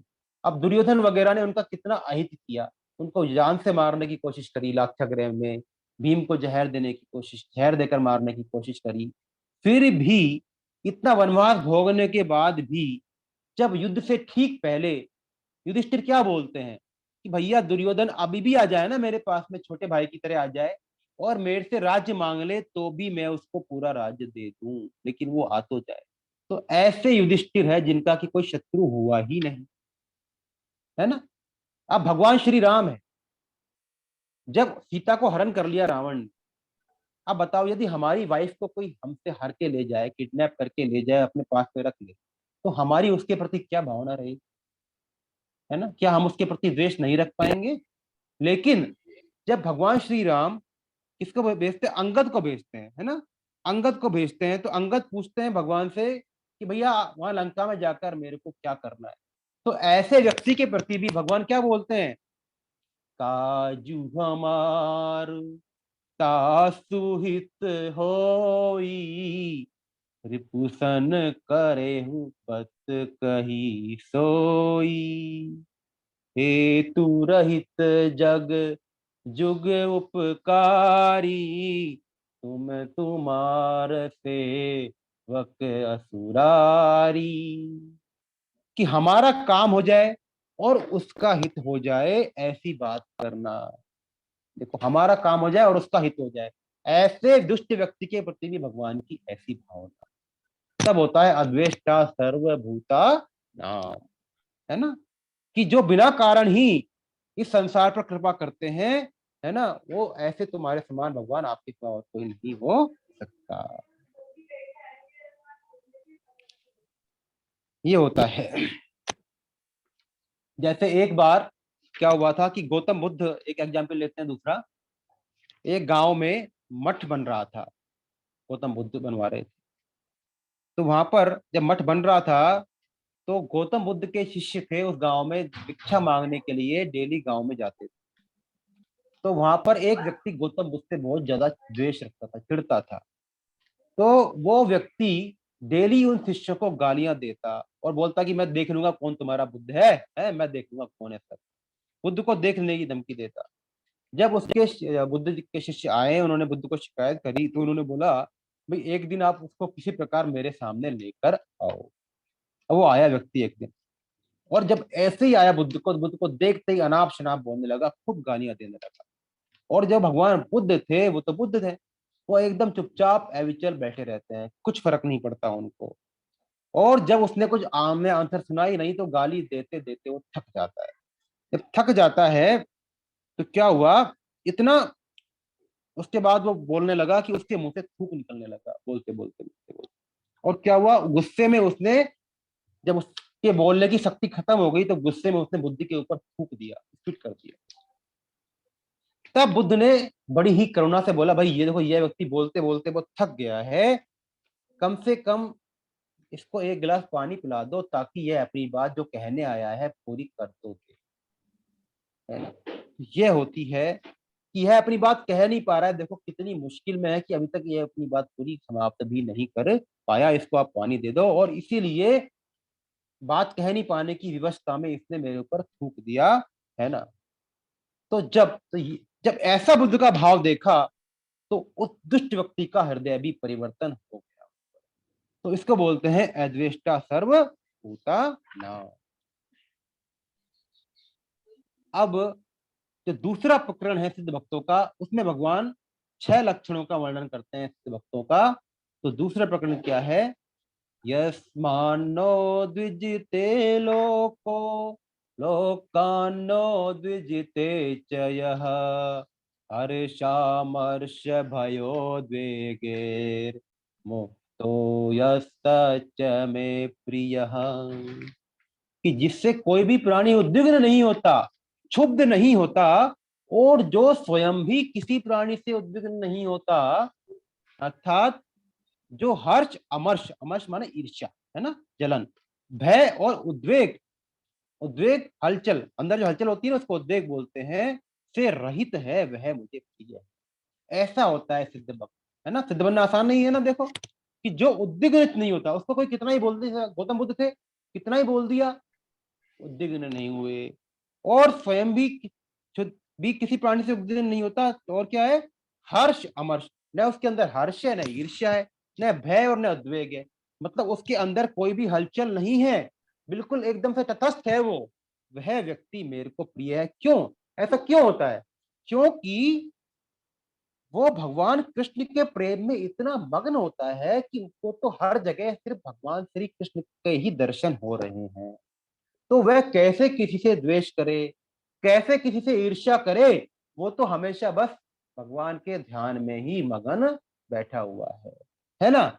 तभी तो सिद्ध अवस्था को प्राप्त करी उसने। तो क्या सोचता है, जड़ चेतन जग जीव जत सकल राम मैं जानी, बंदौ सबके पद कमल तरा जोरी जुग पान। है ना।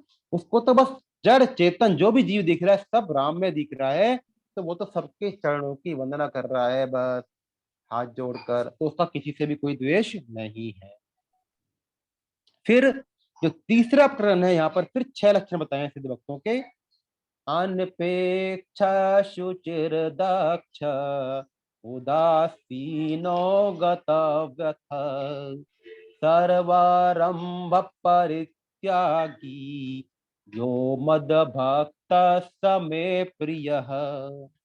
जो अनपेक्ष है, मतलब अपेक्षा से रहित, आवश्यकता से रहित, जिसको कोई एक्सपेक्टेशन ना हो, अपेक्षा ना हो, बाहर भीतर से पवित्र, शुचिर माने पवित्रता, दक्ष शुचिर दक्ष, चतुर उदासीन, और गत व्यथ मतलब व्यथा से रहित, दुख से रहित, और सर्वारंभ परित्यागी, सभी आरंभों का, अर्थात नए नए कर्मों के आरंभ का जो त्यागी है, वह मेरा भक्त भी मुझको प्रिय है ना। क्या बताया भगवान ने 6 लक्षण? अपेक्षा से रहित हो, पवित्र हो, चतुर हो, उदासीन हो, व्यथा से रहित हो, और सभी आरंभों का, नए नए कर्मों के आरंभों का सर्वथा त्यागी। देखो भाई, हमारा अपेक्षा से ही हमारी, क्या बोलते हैं, हमारी संसार में सभी से, बच्चों से, माँ बाप से, पत्नी से, सभी से कोई ना कोई अपेक्षा बनी रहती है। और इस अपेक्षा के कारण ही हमारे रिश्तों में प्राय कड़वाहट रहती है, झगड़े फसाद होते रहते हैं घरों में, है ना। लेकिन जो भक्त होता है वह किसी से अपेक्षा नहीं करता, क्योंकि उसका भगवान पर दृढ़ विश्वास है और आश्रय। उसको पता है कि कोई भी मेरा नहीं है और मैं किसी का नहीं, मैं सिर्फ भगवान का हूं, है ना। मेरे को यहाँ सिर्फ अपना काम करने के लिए आया हूँ, वो काम करके वापस जाना है। तो उसको किसी से कोई अपेक्षा नहीं है बस, है ना। और कुछ भक्त तो ऐसे होते हैं कि जो भगवान से ये भी अपेक्षा नहीं रखते कि भगवान उन्हें दर्शन दे। ऐसे भक्तों की चरण रज लेने के लिए तो भगवान भी उनके पीछे पीछे घुमा करते हैं। ऐसे होता है भक्त, सिद्ध भक्त। जैसे एक जंगल में 2 ध्यानी होते हैं, है ना, 2 ध्यान कर रहे होते हैं। और एक तो छोने के पेड़ के नीचे बैठा होता है और एक इमली के पेड़ के नीचे बैठा होता है। ठीक है। अब जब नारद जी एक दिन उधर से जा रहे होते हैं, तो वो पूछते हैं नारद जी से कि भाई हमको भगवान कब मिलेंगे, भगवान के दर्शन कब होंगे। तो नारद जी बोलते हैं भाई जाता हूँ ऊपर, भगवान से मिलकर बताता हूँ तुम। भगवान के पास गए कि भाई 2 तपस्वी हैं, तपस्या कर रहे हैं, एक छोने के पेड़ के नीचे बैठा हुआ है, एक इमली के पेड़ के नीचे बैठा हुआ है, और वो पूछ रहे हैं कि आप उनको दर्शन कब दोगे। ठीक है। अब भगवान बोलते हैं उनको, अब भगवान ने उनको उत्तर दे दिया। उत्तर देने के बाद में क्या हुआ कि जब वो पहले तो गए छोने के पेड़ के नीचे। छोने के पेड़ देखा है किसी ने? छोने के पेड़ में बहुत कम पत्ते होते हैं। तो बोला भाई हाँ पूछ के आए नारद जी भगवान से कब मिलेंगे? तो हाँ बोले हाँ पूछ के आए। कि भगवान ने बोला है कि इस पेड़ के में जितने पत्ते हैं ना, वो जब सारे के सारे खत्म हो जाएंगे ना, वो सॉरी, जितने पत्ते हैं ना उतने तुम जन्म ले लोगे ना, उतने जन्म के बाद में तुमको भगवान के दर्शन। बोला अच्छा ऐसा है, हम तो इतने दिनों से दर्शन कर रहे हैं, पूजा पाठ कर रहे हैं, योग कर रहे हैं, और भगवान को इतनी वो नहीं है, इतना वेट कराएंगे हमको, क्या मतलब है, छोड़ो हमको नहीं करनी भगवान की पूजा वूजा, है ना। अब नारद जी चले गए यहाँ से। अब वो फिर बोला ये इतना गुस्से वाला है तो दूसरा कितने गुस्से वाला होगा। इमली के पेड़ में तो पता नहीं कितने पत्ते होते हैं, हजारों हजार पत्ते होते हैं, है ना। तो जब उसने पूछा कि भगवान कब मिलेंगे, तो बोला भगवान ने बोला तो है दर्शन तो होंगे, लेकिन जितने पत्ते हैं ना इस इमली के पेड़ में लग रहे हैं, इतने जन्म जब तू ले लेगा ना, उसके बाद भगवान के दर्शन। अब उसने तो साहब पत्तों वाली बात कितने जन्म होंगे ये बात तो सुनी नहीं, उसने तो सिर्फ ये सुना कि हाँ दर्शन होंगे तो अवश्य। बस इतनी बात सुनते ही वो तो नाचने लग गया। आहा, मेरे प्रभु कितने कृपालु हैं कि वो मेरे ध्यान, मतलब वो मेरे को दर्शन देंगे, उसको नहीं पता कि कब दर्शन देंगे, बस वो तो उसी में खुशी, और एकदम उसका मन एकदम भगवान में एकदम उसका अंदर रम गया। जब ऐसा हुआ, भगवान में रति हुई, तो तुरंत भगवान वहां पर प्रकट हो जाते। अब नारद जी बोले अरे प्रभु आप कैसे हो, अभी तो आप बोल रहे थे इतने जन्म के बाद मिलेंगे, आपने तो मेरे को झूठा साबित कर दिया, ये क्या मतलब है, मेरी बात की कोई वैल्यू नहीं है, आपकी बात की कोई वैल्यू नहीं है। तो भगवान बोलते भैया देख, इसके भाग्य में तो यही लिखा था कि इतने जन्मों के बाद मिलना है, लेकिन मैं क्या करूं, है ना, इसकी इसका मन देखकर, लेकिन इसकी श्रद्धा और विश्वास को देखकर मेरे को तुरंत यहाँ पर आना पड़ा, है ना, ये होती श्रद्धा विश्वास। तो कहने का मतलब ये है कि जो भक्त है उसको किसी भी तरह की अपेक्षा नहीं होती, इवन भगवान से भी अपेक्षा नहीं होती कि भगवान उसको दर्शन दे दें, है ना, ये मतलब। अब फिर एक गति व्यथा देखो, भक्त होता है ना, भक्त भगवान की चिंता नहीं करता किसी भी चीज की, उसको लगता है कि हर विधान में प्रसन्न रहता है कि कुछ उसके पास में हो या न हो, उसको पता है कि भगवान ने यदि मेरे को यहाँ भेजा है तो मेरे भरण पोषण का इंतजाम भगवान ने कर दिया है, मेरे को कोई भी चिंता नहीं करनी है। वो क्या सोचता है, जैसे कि जब दांत न थे जब दूध दियो तो, अब दांत दिए तो का अन्न न दे है। कि जब हमारे अंदर दांत नहीं थे तो दूध मिला था कि मिला, मिला था ना, भगवान अपना आप इंतजाम कर रहे हैं। और जब दांत दे दिए तो क्या अन्न नहीं मिलेगा। जीव बसे जग में जितने, सबकी सुध लेते तो तेरी भी ले है। अरे इतने जीव हैं यहाँ पर, आप बताओ इस संसार में कितने जीव हैं, जल के अंदर कितने जीव हैं, ऊपर कितने जीव हैं, बीच में कितने जीव हैं, तो क्या उनका भरण पोषण नहीं हो रहा है। जब इतने जीवों की सुध वो ले रहा है ना, तो क्या हमारी सुध नहीं लेगा वो, है ना। तो ये बात ऐसा सोचता है भगवान के प्रति वो। अब सिद्ध भक्तों के जो 5 लक्षण बता रहे हैं भगवान 17वें श्लोक, कौन से 5 लक्षण बता रहे हैं भगवान। यो न हृष्यति न देष्टि, न शोचति न कांक्षति, शुभाशुभ परित्यागी, भक्तिमान्य समे प्रिय। कि जो न कभी हर्षित होता है, न द्वेष करता है, न शोक करता है, न कामना करता है, और शुभ अशुभ कर्मों से जो ऊंचा उठा हुआ है, राग द्वेष से रहित है, वह भक्तिमान मनुष्य भी मेरे को प्रिय है। वही तो देखो, वही बात कि स्वामी जी बोलते हैं कि मुख्य विचार 4 हैं यहाँ पर। कौन कौन से, एक तो हर्ष, राग द्वेष और हर्ष और शोक, वो चारों आ गए यहाँ पर। और जो सिद्ध भक्त होता है उसमें ये चारों ही विकार नहीं होते, क्योंकि उसकी संसार में बिल्कुल भी आसक्ति नहीं होती, है ना, कि बिल्कुल खिला। और चिंता तो वो करे जिसने करने योग्य काम तो नहीं किया और नहीं करने योग्य काम कर लिया, स्वामी जी कहते हैं, है ना। क्योंकि सिद्ध भक्त का तो सारा का सारा आश्रय कौन है, भगवान ही है ना, और वो सिद्ध अवस्था को प्राप्त हो चुका है, तो वो चिंता किस बात की करे। भाई सिद्ध सिद्ध सिद्ध तो तभी तो बना है जब उसने भगवान का ध्यान कर लिया है, भगवान में अपना चित्त आविष्ट कर लिया है, तभी सिद्ध हुआ है ना, तो उसको किस बात की चिंता, है ना, ये बात है। अब भगवान आगे के जो 2 श्लोक है यहाँ पर, जो अंतिम प्रकरण है सिद्ध भक्तों का, इसमें सिद्ध भक्तों के भगवान ने 10 लक्षण बताए हैं। समय शत्रौ च मित्रे च, तथा मानापमानयोः, शीतोष्ण सुख दुखेषु, समसंग विवर्जितः, तुल्य निंदा स्तुतिर्मौनी, संतुष्टो येन केनचित् अनिकेत स्थिरमतिर् भक्तिमान में प्रियो नरः।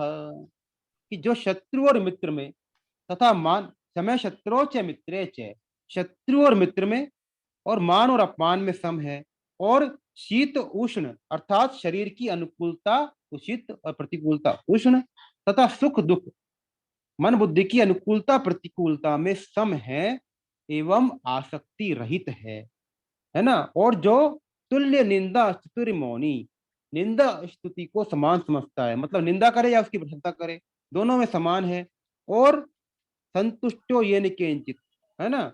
और मौनी, मौनी मतलब जो मुनि, मतलब मौनी मतलब मुनि, मुनि कौन, जो मनन करे चिंतन करे मननशील, और जिस किसी प्रकार से भी संतुष्ट, मतलब शरीर का निर्वाह होने या न होने में भी संतुष्ट, और रहने के स्थान तथा शरीर में ममता आसक्ति से रहित और स्थिर बुद्धि वाला है, वह भक्तिमान मनुष्य भी मेरे को प्रिय है। मतलब शरीर से भी उसकी आसक्ति नहीं है। तो इन दो श्लोकों में जो मेन बात आई है वो समता आई है। समता के तरह तरह के रूप आए हैं, है ना।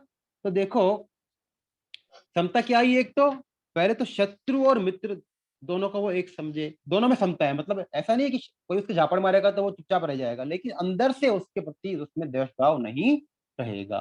तो शत्रु और मित्र में एक जैसा हो, समदर्शी हो। और शीत उष्ण मतलब चाहे अच्छी स्थिति आए चाहे खराब स्थिति आए, है ना। जाही विधि राखे राम ताही विधि रही, ये है ना। जैसी भी स्थिति हो शीत उष्ण वो एक जैसा रहे। तो भक्त को पता तो पड़ेगा कि ये स्थिति खराब है अच्छी है, लेकिन उसके अंतःकरण में उससे कोई हलचल नहीं होगी, हर शोक नहीं होगा। और मौनी का मतलब जो भगवान का, मौनी का तो मौन रखने वाला नहीं है जो चुप रहे, जो भगवान के स्वरूप का चिंतन मनन करता है वो मौनी हो गया।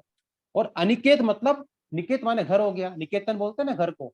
जिसका कोई घर नहीं है इसका मतलब ये नहीं है, मतलब घर नहीं हो, या फिर अगर मान लो जिस स्थान पर हम रह रहे हैं वहां भी उसके प्रति हमारा अटैचमेंट ना हो, है ना, आसक्ति ना हो। जैसे गीता भवन है, गीता भवन में वर्षों से कई लोग रह रहे हैं, लेकिन गीता भवन की एक परंपरा है कि वो परमानेंट 1 या 2 साल से ज्यादा एक व्यक्ति को एक कमरे में नहीं रहने देते, उनको चेंज कर देते हैं ताकि वो वहां पर चिपक ना जाए, बिल्कुल, है ना, वो अनिकेत बना रहे, इसलिए, है ना, ये बात है। तो वहां पर सन्यासी रहते हैं ना, जो संत होते हैं, वो जो रहते हैं उनके कमरों की भी वो अदला बदली वहां पर कर देते हैं, वो नियम में करनी ही पड़ती है ना, ताकि किसी की विशेष कमरे से कोई आसक्ति ना हो जाए। और हम लोग तो जहां हम बैठ जाते हैं कि हमको तो ऑफिस में इसी कुर्सी पर बैठना है, घर में भी हमारा एक कोना खास है, हमारा ध्यान तो साहब यहीं लगेगा, हम तो यहीं बैठेंगे, ये तो मेरी कुर्सी है बस, है ना, यही होता है ना, बस। तो ये हटाना है, हर जगह भगवान को दर्शन करना है, ये बात है। और भक्तों का तो न अनुकूलता में राग होता है और न प्रतिकूलता में उनका द्वेष होता है। अब भगवान ये सब बता दिया भगवान ने सिद्ध भक्तों के लक्षण, है ना। अब भगवान जो 20वां श्लोक है, देखो बहुत अच्छा श्लोक है, यहाँ ये हमारे लिए है एक तरह। अभी तक भगवान ने 13 से लेकर जो 19 श्लोक बोले वो बोले सिद्ध भक्तों के लिए, और जो 20वां श्लोक है ये हमारे लिए बोल रहे हैं। क्या बोलते हैं भगवान, क्योंकि 20वां श्लोक है साधक भक्तों के बारे में। देखो दो, एक तो है सिद्ध भक्त और एक है साधक भक्त। साधक भक्त का मतलब जो भगवान की साधना कर रहे हैं, जो सिद्धावस्था को प्राप्त नहीं हुए लेकिन उन्होंने भगवान को पाने का निश्चय कर लिया है और साधनाशील हैं अभी, वो होते हैं साधक भक्त। तो हमारी स्थिति अभी साधक वाली। तो क्या है, भगवान क्या बोलते हैं, ये तु धर्म्यामृतमिदं यथोक्तं पर्युपासते श्रद्धाना मत परमा भक्तास्तेतीव मे प्रियाः। परंतु जो मुझ में श्रद्धा रखने वाले और मेरे परायण हुए भक्त इस धर्ममय अमृत का जैसा खा है वैसा ही भली भांति सेवन करते हैं, वे मुझे अत्यंत प्रिय है। मतलब पहली बात क्या है, साधक भक्तों का लक्षण क्या है, श्रद्धा है उनमें, मुझ में श्रद्धा रखने वाले, है ना, और जो मेरे परायण भी है, और जैसा मैंने बोला है ना वैसा का वैसा अपनी मन बुद्धि इंद्रियों को एक तरफ रखकर, अपनी बुद्धि ना लगाकर जैसा मैंने कहा है बिल्कुल ऐसा का ऐसा ही पालन करे। मतलब गीता में जो भगवान ने बोला है बिल्कुल हम भगवान की बात को एज इट इज माने। भगवान ने यदि बोला है कि कर्तव्य और अकर्तव्य की अवस्था में तेरे को शास्त्र ही प्रमाण है, तो हम भगवान के शास्त्र की बात को ही माने, बस जो भगवान ने हमको आज्ञा दी है। तो फिर ऐसा ऐसा सेवन कर जो बिल्कुल ऐसा मानेगा वो मेरे को अत्यंत प्रिय है, वो मेरे को प्राप्त एक तरह से कर लेगा। देखो जब गीता उपदेश की समाप्ति होती है ना, तो अर्जुन भी यही बोलते हैं, क्या बोलते हैं? भगवान की बात को एज इट इज मानना। करिष्ये वचनम तव, कि हे प्रभु, अब ये नहीं बोला भगवान ने, अर्जुन ने वहां पर, कि मैं युद्ध करूंगा, मैं युद्ध नहीं करूंगा, मैं जंगल में चला जाऊंगा। क्या बोला? करिष्ये वचनम तव, कि हे प्रभु जो आप बोलोगे मैं वही करूंगा। बस ये श्रद्धा है भगवान उनके ऊपर, भगवान के ऊपर, कि जो आप बोलोगे अपनी मन बुद्धि मेरे को नहीं लगानी। धर्म में अमृत का जैसा कहा वैसा का वैसा एज इट इज श्रद्धा से सेवन। क्यों? स्वामी जी कहते हैं कि भगवान की आज्ञा, कि किसी की हम यदि आज्ञा पालते हैं ना, तो आज्ञा पालक की शक्ति आज्ञा पालन करने वाले में उतर जाती है। यदि हम भगवान की आज्ञा पालन करते हैं तो भगवान की शक्ति हमारे अंदर आ जाएगी, यह सिद्धांत है। और भगवान अपनी आज्ञा सबसे ज्यादा किससे प्रसन्न होते हैं? जो भगवान की बात को मानता है ना। इसलिए भगवान कहते हैं कि ये मनुष्य जन्म मिला है, तो मनुष्य जन्म में वह मनुष्य भगवान श्री कृष्ण को भी प्रेम कर सकता है, उनकी आज्ञा का पालन कर सकता है, इसमें कोई मनाही भगवान से नहीं है, उल्टी भगवान की ये तो आज्ञा ही है।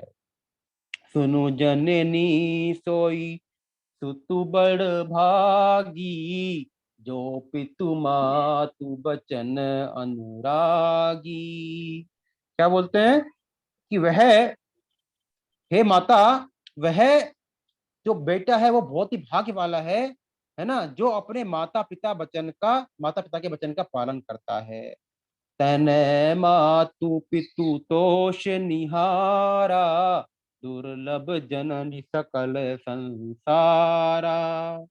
सोई सेवक प्रियतम मम सोई, मम अनुशासन मानई जोई। मेरे को वह सेवक प्रियतम है, प्रिय नहीं प्रियतम है, सबसे ज्यादा प्रिय है, जो कि मेरी आज्ञा मानता है, अनुशासन मानता है। पुनि पुनि सत्य कहूं तो ही पाही, मोहि सेवक सम प्रिय को नाही। क्या बोलते हैं? कि मैं आपको बार बार सत्य बोल रहा हूं कि मेरे सेवक के समान मेरा प्रिय कोई है नहीं, है ना, मेरा कोई प्रिय है नहीं।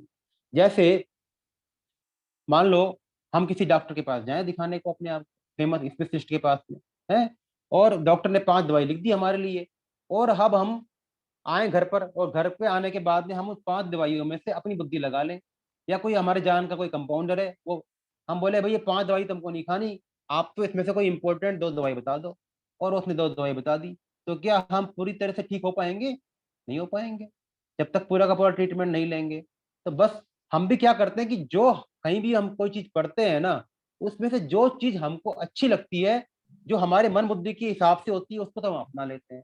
और जो जिसमें हमको दिक्कत होती है कि नहीं भगवान ने देखो सारी बातें सही कही भगवान ने, लेकिन भगवान ने देखो इस श्लोक में गलती कर दी भगवान ने, है ना, ये वाला श्लोक भगवान ने सही नहीं बात करी, भगवान को यहाँ पर ऐसा नहीं कहकर ऐसा कहना चाहिए था, ये बात कुछ जमी नहीं हमको तो, है ना।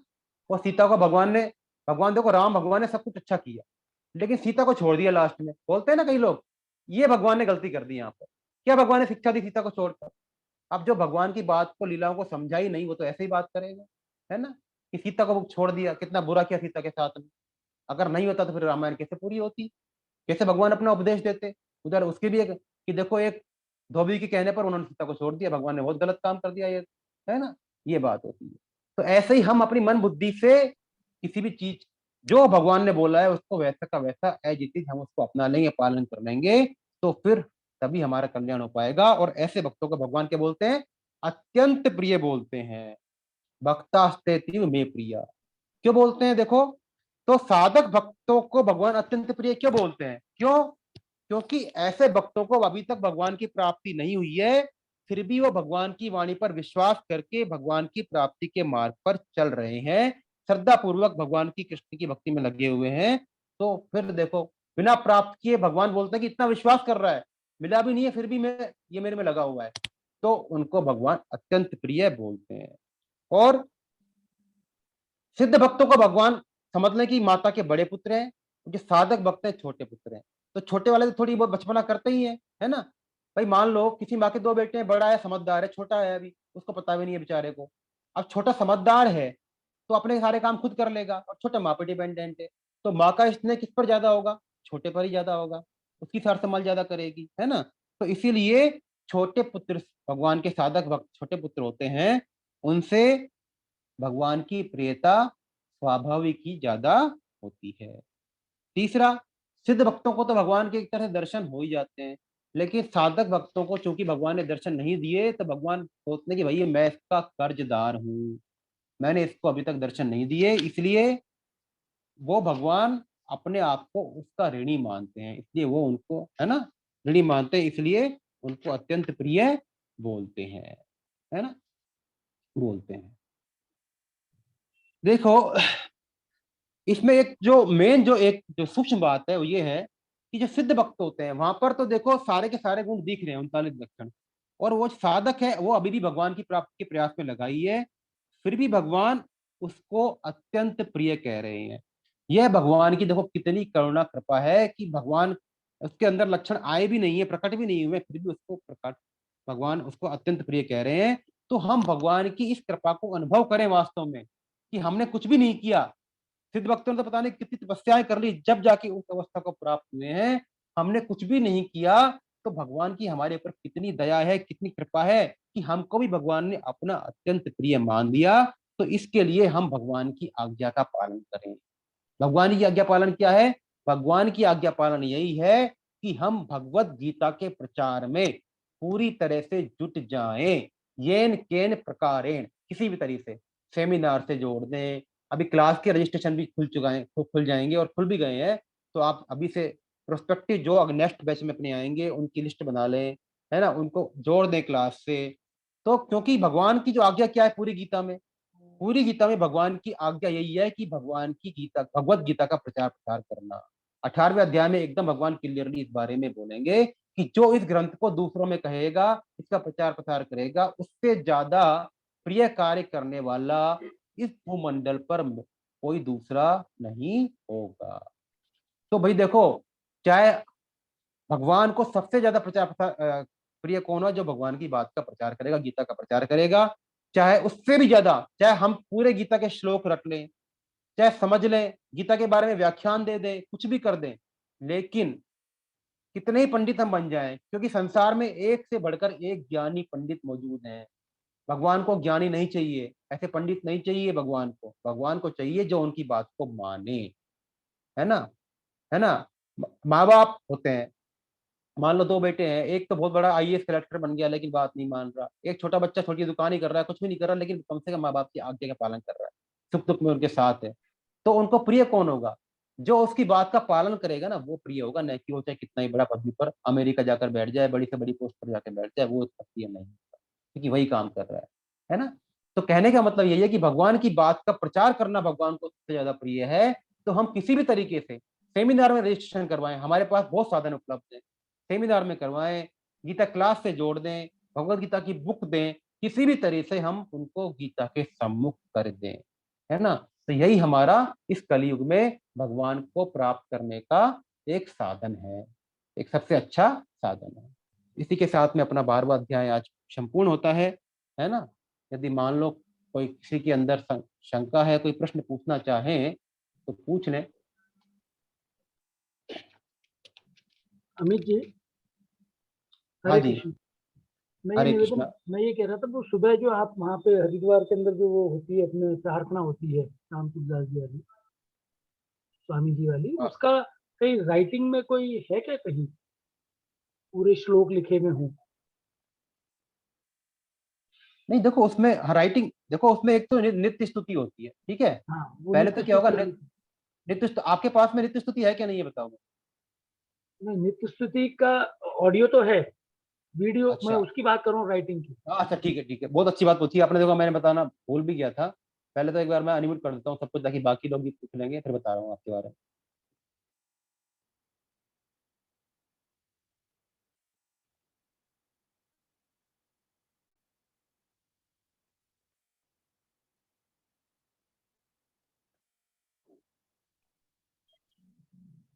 जो भी अपने आप को अनम्यूट करना चाहे ना कर सकते हैं। हाँ देखो ऐसा है, देखो जो नित्य स्तुति है एक तो अपने 11वें अध्याय से ली है, जैसा मैंने बताया आपको पहले, है ना।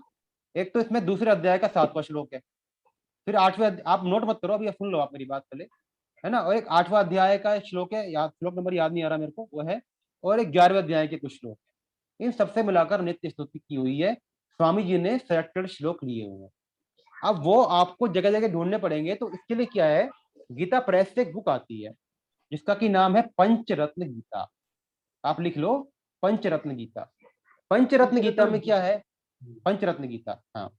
एक मिनट आप रुको, मैं आपको स्क्रीन पर दिखा देता हूँ वो बुक, है ना। एक मिनट होल्ड करो आप, एक मिनट।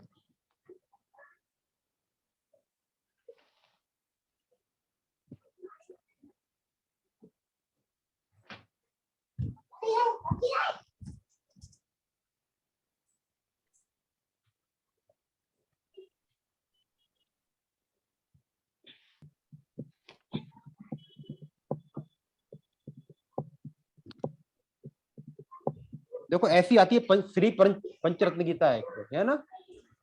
पंचरत्न गीता जिसका कोड नंबर है 1628, 1628। गीता प्रेस में बुक्स है ना, कोड नंबर से बहुत आसानी से मिल जाती है। तो अपनी पंचरत्न गीता आप किसी भी गीता प्रेस की शॉप से ले लें। अपने यहाँ पर जयपुर में जो रहते हैं, जोरी बाजार में हल्दियों का रास्ता में गीता प्रेस की मेन शॉप है, लगभग वहां पे सारी बुक मिल जाती है ना। बुलियन में। बुलियन बिल्डिंग में मिल जाती है ना। तो हम्म, वहां से आप प्राप्त कर सकते हैं। ठीक। बाकी जिसको भी जहां मिले गीता प्रेस से ही मंगा सकते हैं।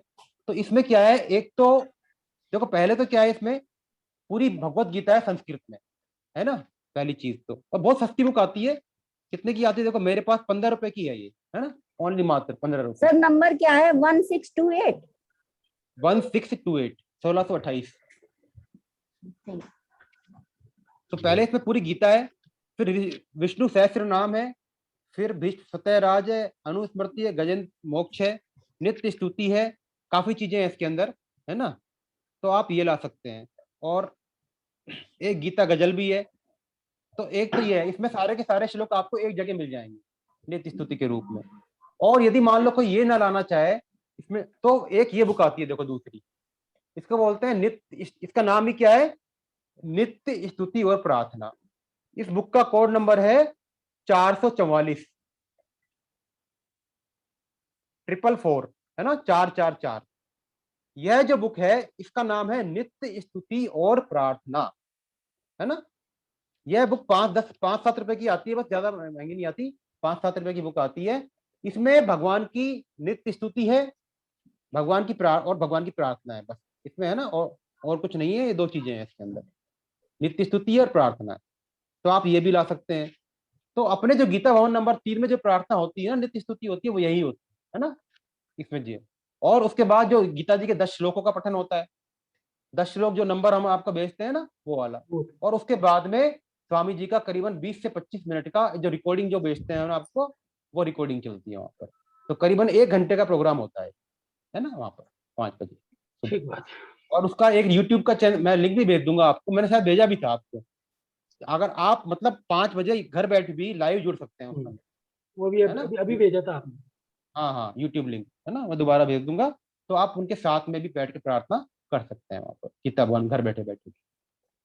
और यदि देखो ऋषिकेश में अभी सेमिनार हो ही रही है अपनी अगले महीने, तो मेरा तो अनुरोध है कि जो भी एक बार भी ऋषिकेश नहीं गए हो ना, वो सेमिनार लगभग फुल हो चुकी है वैसे मैं बताऊं आपको। और उसका हमने इसीलिए ज्यादा प्रचार भी नहीं किया, प्रमोट भी नहीं किया उसको, लेकिन मैं बता रहा हूँ फिर भी आपको, अभी भी आपको किसी को भी जाने की इच्छा है ना, तो मेरा तो निवेदन है कि एक बार ऋषिकेश जरूर जाना चाहिए, गीता भवन। वहां आप 2-3 दिन रहोगे, 3 दिन में तो आपको जो आनंद का अनुभव होगा ना, जो अलग एक विलक्षण चीज का अनुभव होगा।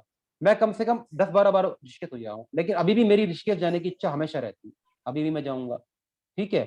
तो वहां पर आप जाओ, कम वहां पर रह के आओ। वहां का माहौल ही इतना अलग अलग तरह का है, उस माहौल में सेमिनार होना, 3 दिन रहना, और देरी से 5 बजे लाइव वहां पर हम सत्संग अटेंड करेंगे स्वामी जी का, वो एक अलग ही बात है। तो जो भी एक बार भी नहीं गए हो ना, और बहुत अच्छा इंतजाम होता है अपना वहाँ पे रुकने का, कोई दिक्कत नहीं होती किसी भी तरीके से, बहुत बढ़िया इंतजाम करते हैं, है ना साधक। तो आप एक बार जरूर जाके आइए, कोई बहुत ज्यादा उसका चार्ज नहीं है, सब वही है ना। कोई प्रॉफिट वाला तो अपना मोटिव है ही नहीं यहाँ पर कि सब लोगों को गीता जी के दर्शन हो जाए, प्रचार हो जाए, ऋषिकेश के दर्शन कर लें, वही उद्देश्य है, और कोई उद्देश्य इसके अलावा है नहीं। तो आप जो भी नहीं जाके आए हो ना, एक बार ऋषिकेश जरूर जाके आइए। गीता भवन, ऋषिकेश का मतलब है गीता भवन में जाके आइए, है ना। तो अपने तो पता पड़ेगा कि वास्तव में वो जगह कितनी विलक्षण है, जहाँ पर स्वामी जी ने सत्संग किया था कितने सालों तक, है ना। सेठ जी ने सत्संग किया था, भाई जी ने सत्संग किया था। तो वो जगह अपने आप में एक बहुत ही विलक्षण है। और कोई पूछना चाह रहा है, कोई कुछ, कोई भी कुछ पूछना चाहते हैं, कोई बात कहना चाहते हैं? अगले क्लास में हम कोशिश करते हैं कि जो अपने सारे असाइनमेंट्स हैं वो सोल्व कर लें, ठीक है।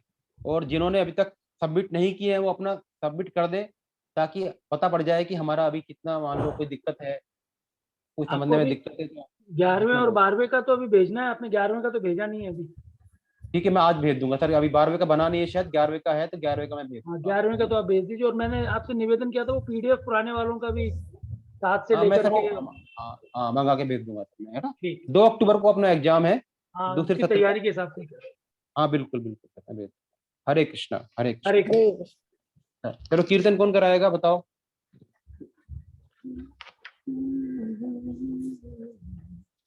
कीर्तन कौन कराएगा? करा देते हैं सर। हाँ कराओ कराओ।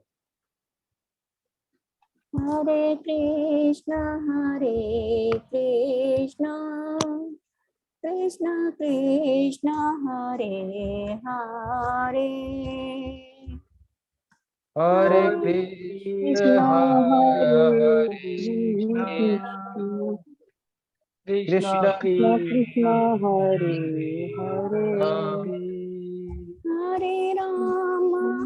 हरे राम राम राम हरे हरे हरे राम हरे राम राम राम हरे हरे हरे कृष्ण कृष्ण कृष्ण हरे हरे हरे हरे कृष्ण कृष्ण हरे कृष्ण कृष्ण कृष्ण कृष्ण कृष्ण हरे हरे हरे हरे राम राम राम हरे हरे हरे हरे राम राम हरे हरे राम राम राम राम राम राम हरे हरे हरे हरे कृष्ण हरे हरे हरे कृष्ण कृष्ण। कृष्ण हरे नाम संकीर्तनम यस्य सर्व नाम पाप संकीर्तनं यस्य सर्व पाप प्रणाशनम सर्वपापप्रणाशनम् प्रणामो दुःख शमनः प्रणामो नमो शमनः तं नमामि तं नमामि हरिं परम्। तं तं नमामि नमामि हरिं हरि परम परम्। बोलो बांके बिहारी लाल की, की जय जय। वृंदावन बिहारी लाल हरि की, लाल की की जय जय। राधा गोविंद गोविंद सरकार की, सरकार की की जय अर्जुन के सखा भगवान श्री कृष्ण की, जय जय सूर के घनश्याम की, जय जय मीरा के गिरधर नागर की, जय जय वृषभानु सुता राधा रानी की, जय जय मर्यादा पुरुषोत्तम भगवान श्री राम की, जय जय जनक नंदिनी सीता मैया की, जय धरती माता की, जय साधक संजीवनी की, जय श्रीमद् भागवत महापुराण की, जय चैतन्य महाप्रभु की, जय श्री श्री गुरु महाराज की, जय सब भक्तों की, जय सब संतों की, जय हो अनंत कोटि वैष्णव वृंद की, जय बोलो आज के आनंद जय की। आनंद की जय हरे कृष्णा, जय हो हरे हरे कृष्णा कृष्ण हरे हरे कृष्णा हरे कृष्ण हरे हरे हरे कृष्ण हरे कृष्ण हरे कृष्ण।